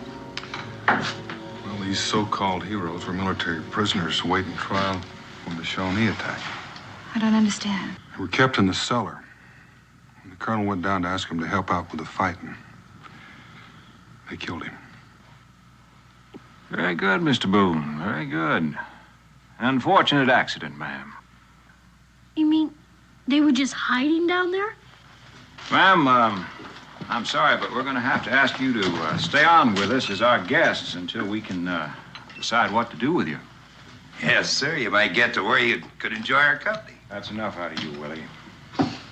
I do beg your pardon, ma'am.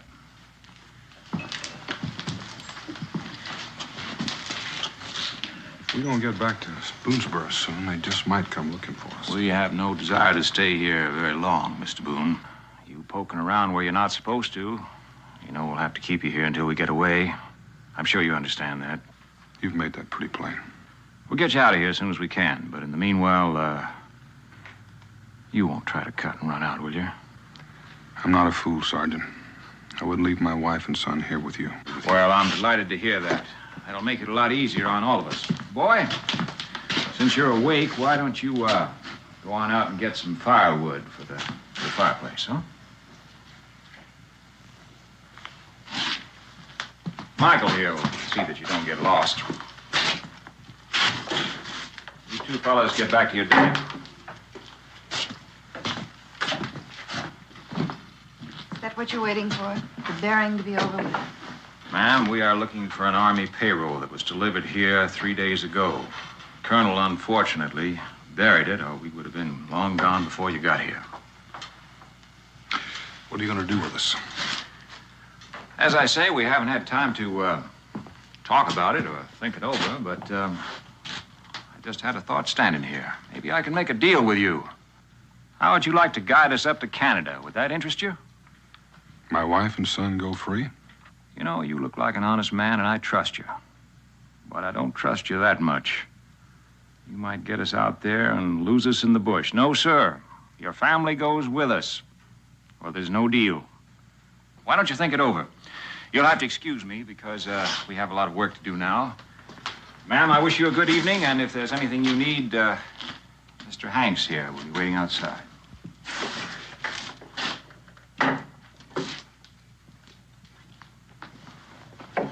Dan, what are we going to do? Well, time's on our side until they find that payroll. But they're bound to find it sooner or later. Then I'll make a deal with them to guide them to Canada. Unless I think of something in the meantime. You asked me, it ain't hid back there. What ain't hid back there? Don't worry about it, big ears. You just get some more wood. All right, soldier man. I think I'm gonna take me a look in that direction. All right. Come on. You're just getting lazier and lazier. You can help.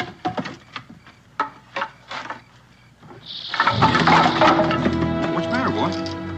I heard something in the pile. Might be a rattlesnake. Oh, you thought you heard a rattlesnake? Oh, that's funny. I didn't hear any rattlesnake. Being as late as it is and chilly, they don't rattle too loud. Wait, you sure you maybe didn't find something else, huh?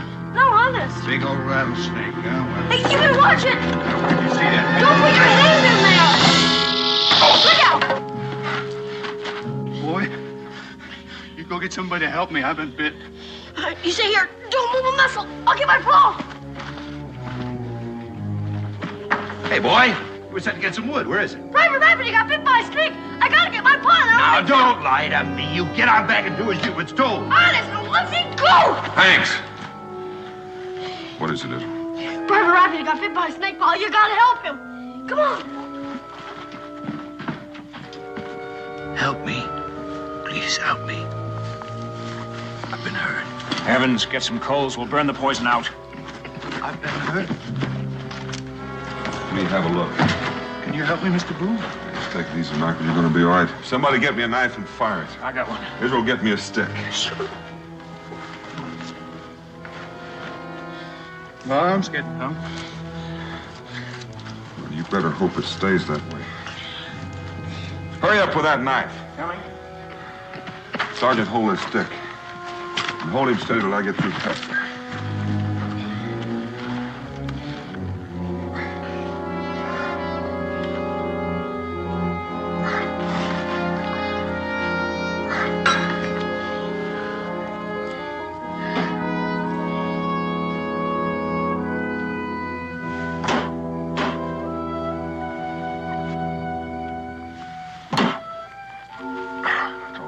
For now. He's going to have the chills when he wakes up. I'll take him into the colonel's quarters, wrap some blankets around him. My wife will look after him.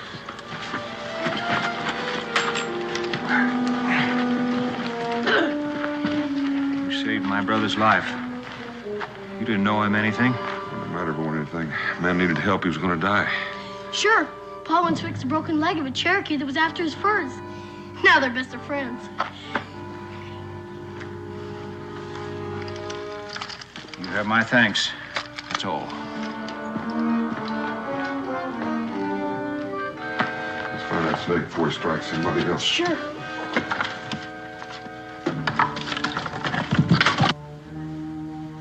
I guess I owe you my life.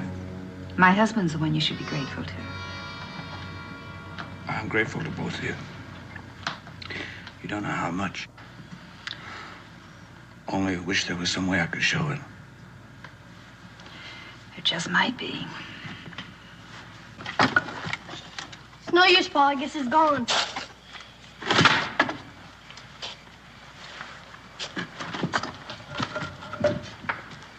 Israel, Yes, Paul? you were the one that went after the wood. Uh-huh. Well, why was it that Michael's the one that got bit? Well, you see, he thought I found something. He wanted to see for himself. I told him there was a snake, but he just went right ahead. What do you suppose he thought I found? That money pouch. He seemed bound and determined to find it. Could it be in a big leather pouch? This might be. I know where it is. You do? Sure, I saw it. Well, I'm listening. I saw Private Evans put in his bedroll when I was gathering wood. The one over there on the far end. Is it important what I told you, Paul? It just might be important enough to get us out of here. Israel, do you remember those Indian calls we've been practicing? Sure. A timber wolf, the owl, and a black hawk. Not now, son. You see those deep shadows over there? I want you to go over there, count 100, and then let loose. Then I want you to get that money bag and throw it down in the cellar. Then hide until it's safe. You understand? Israel? You're a good man.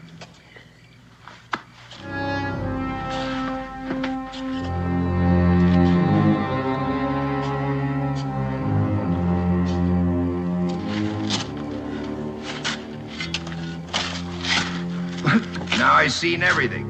First he saves Michael's skin, now he's digging his own grave. The sooner we find what you're looking for, the sooner we'll get out of here.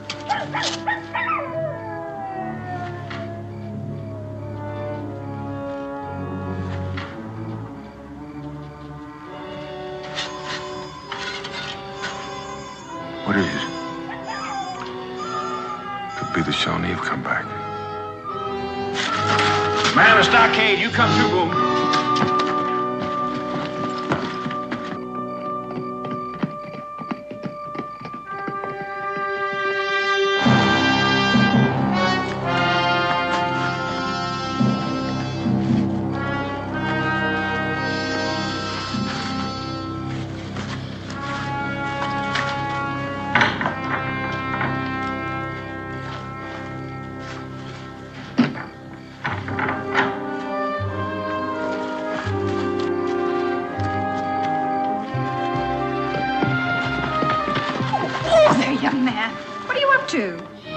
Pa said something about divide and conquer.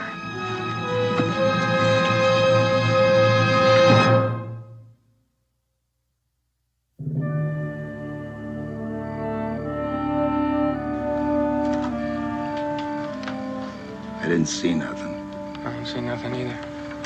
That's because there's probably nothing to see. What would be your opinion, Mr. Boone? What about those noises we heard? Boone is in on this. That makes sense, Sergeant. He was with us the whole time. But the boy wasn't. And he knows Indian ways like his pa. What do you hope to gain by that? Let's find out. You get the boy up here. Get back to work. Evans, you get back to your digging.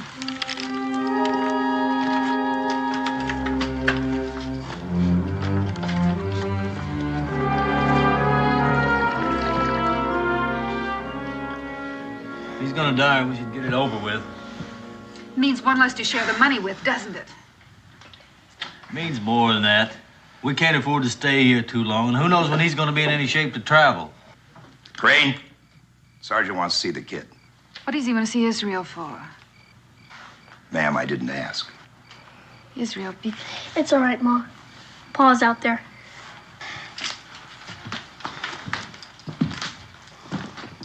How's he doing? No change that I can see. I'll take over here. You go on out and help Evans with the digging.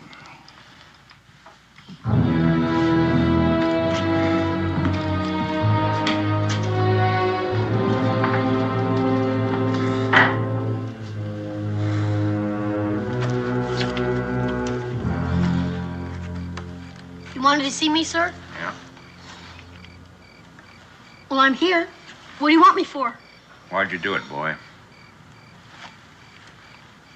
Do what? Make those noises so I'd think the Indians were out here? No, I was over there with my mom. Don't you lie to me, boy.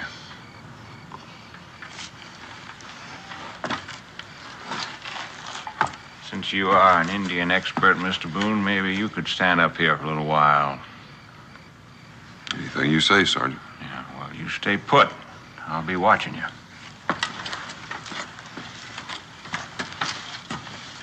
What do we do now, Pa? We just wait.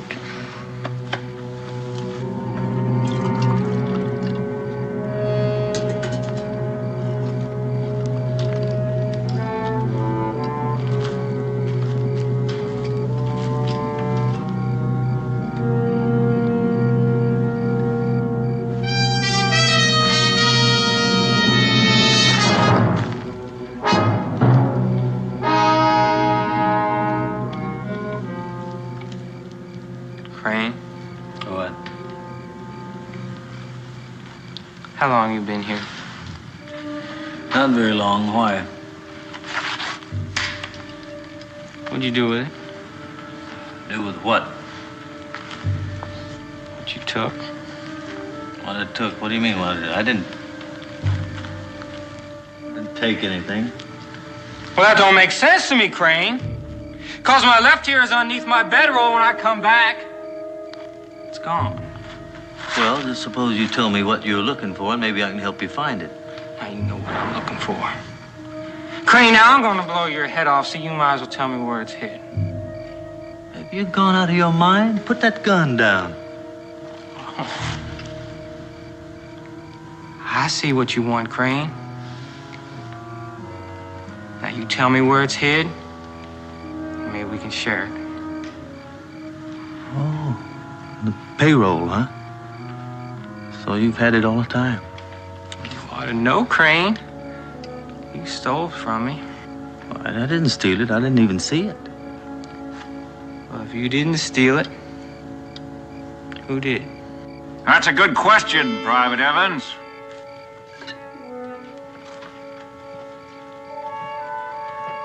That is a very good question. How long you been standing alone? Long enough. Now you're gonna have to give me a chance to explain myself. Put that gun down, then you can talk.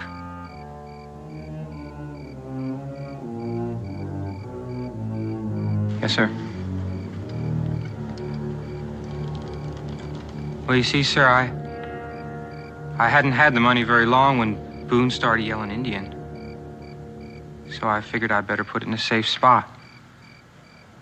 But I meant to give it back to you.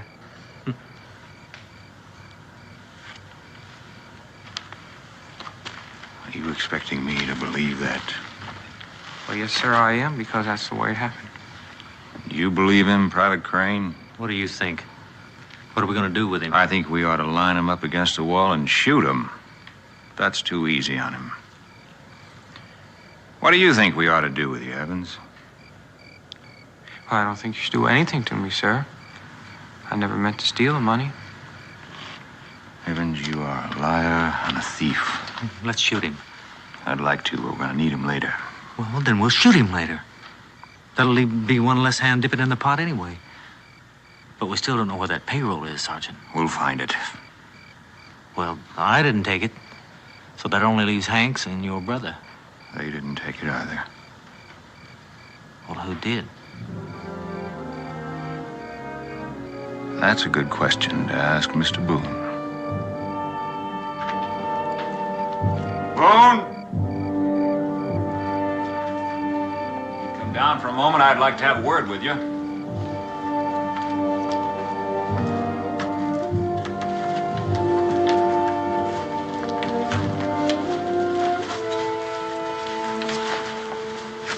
That was a good plan.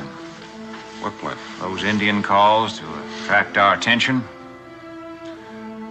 Sounded like Shawnee to me. They weren't Shawnee. You know it, and I know it. Come on over to the campfire. We'll talk about it.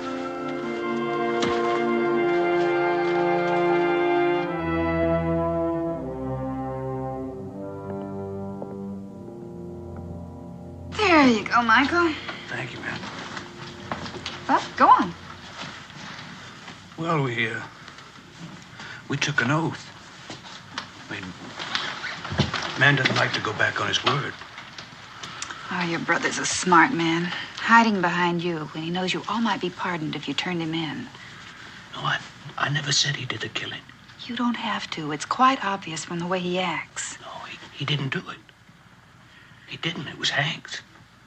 Well, Tim got himself shot trying to stop him.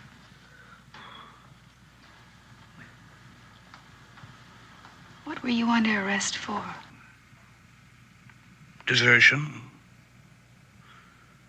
Other things. What other things? Well, my brother got himself thrown in the guardhouse for hitting an officer. He didn't mean to do it. He was drunk. I would have meant the finish of him, so I opened the guardhouse door and... I see, and the others got out. Next thing I knew, we were going over the wall. You went with them? Well, there wasn't much else to do. I mean, I should have known it was me let him out. Have you ever given any thought to what's going to happen to you when you get out of here? Yes, ma'am. I'll be a fugitive from justice. A man on the run for something you didn't do. That's not a very pleasant prospect. Well, we were all there, ma'am. I mean, I figure that makes us all accomplices. We're bound together. And you'll all hang together. No. Nobody's gonna hang because nobody will tell. How can you be so sure of that? How well do you know these men? How do you know you can trust them? Well, I don't really know any of them very well. Except my brother. What's on your mind, ma'am?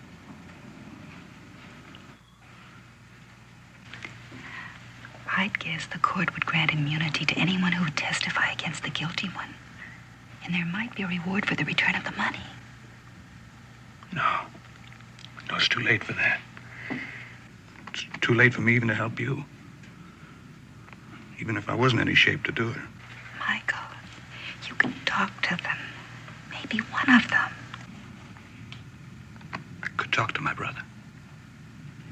He's the only one who... You ain't gonna tell anything to anybody.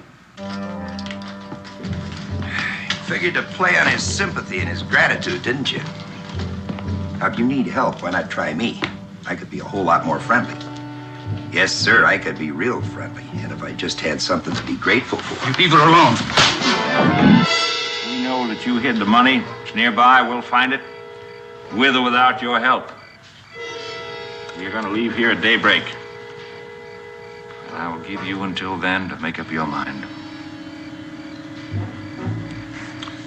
Sergeant, Boone, stop! Hold the kid. I'll teach you not to yell.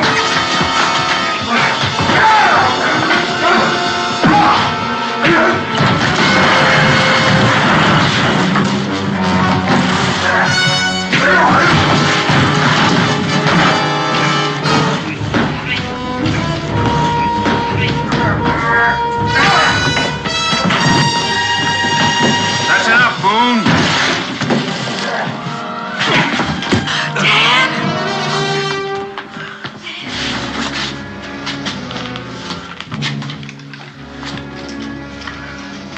Willie, you put that gun down. Leave him alone. I'll kill him for that. You're not gonna kill anybody. You give me one good reason why I don't. There's been enough killing around here. Besides, we need him to guide us up to Canada. I'll kill him when we get there. Pa! Stay here, boy.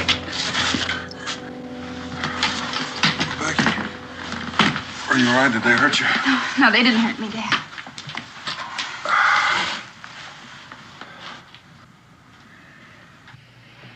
Come on, Boone. No, it can wait. Boone? Would you leave him alone? Can't you see he's hurt? He's all right, ma'am. I didn't hit him hard. Mr. Boone, we decided to wait until morning for your decision, but since we're all here now, let's settle it. Where did you hide the money? I told you what the deal was. My wife and son go free. I'll show you where the money is and guide you to Canada. And I told you you have nothing to bargain with, not if you care about your family. Sergeant, I don't believe you'd hurt either one of them. I wouldn't. But I'm not sure if Willie Hank's here. It'll be a pleasure, Mr. Boone.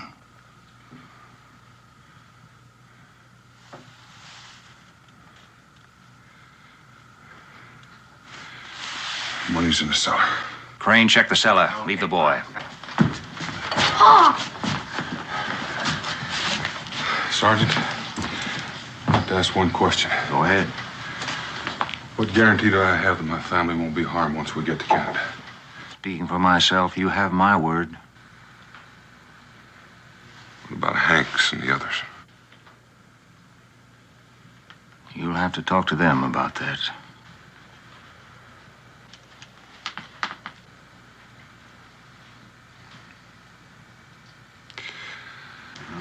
Looks like we'll be going to Canada. Hold it right there, Mr. Boone. I need you. But I don't need you that much that I won't kill you. You won't do that either. You've already fired that once, remember?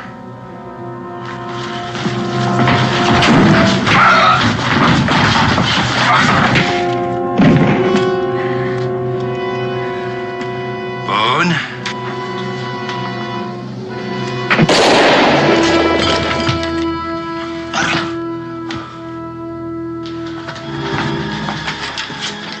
Becky, stay back. What happened? That Private Crane. Put your rifle and the money right down there. Easy.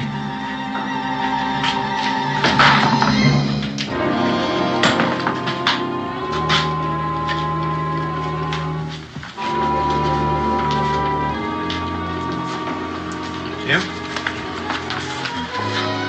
Yeah, I'm sorry. I'm really sorry, but I didn't mean to go against you. They'd have shot Boone.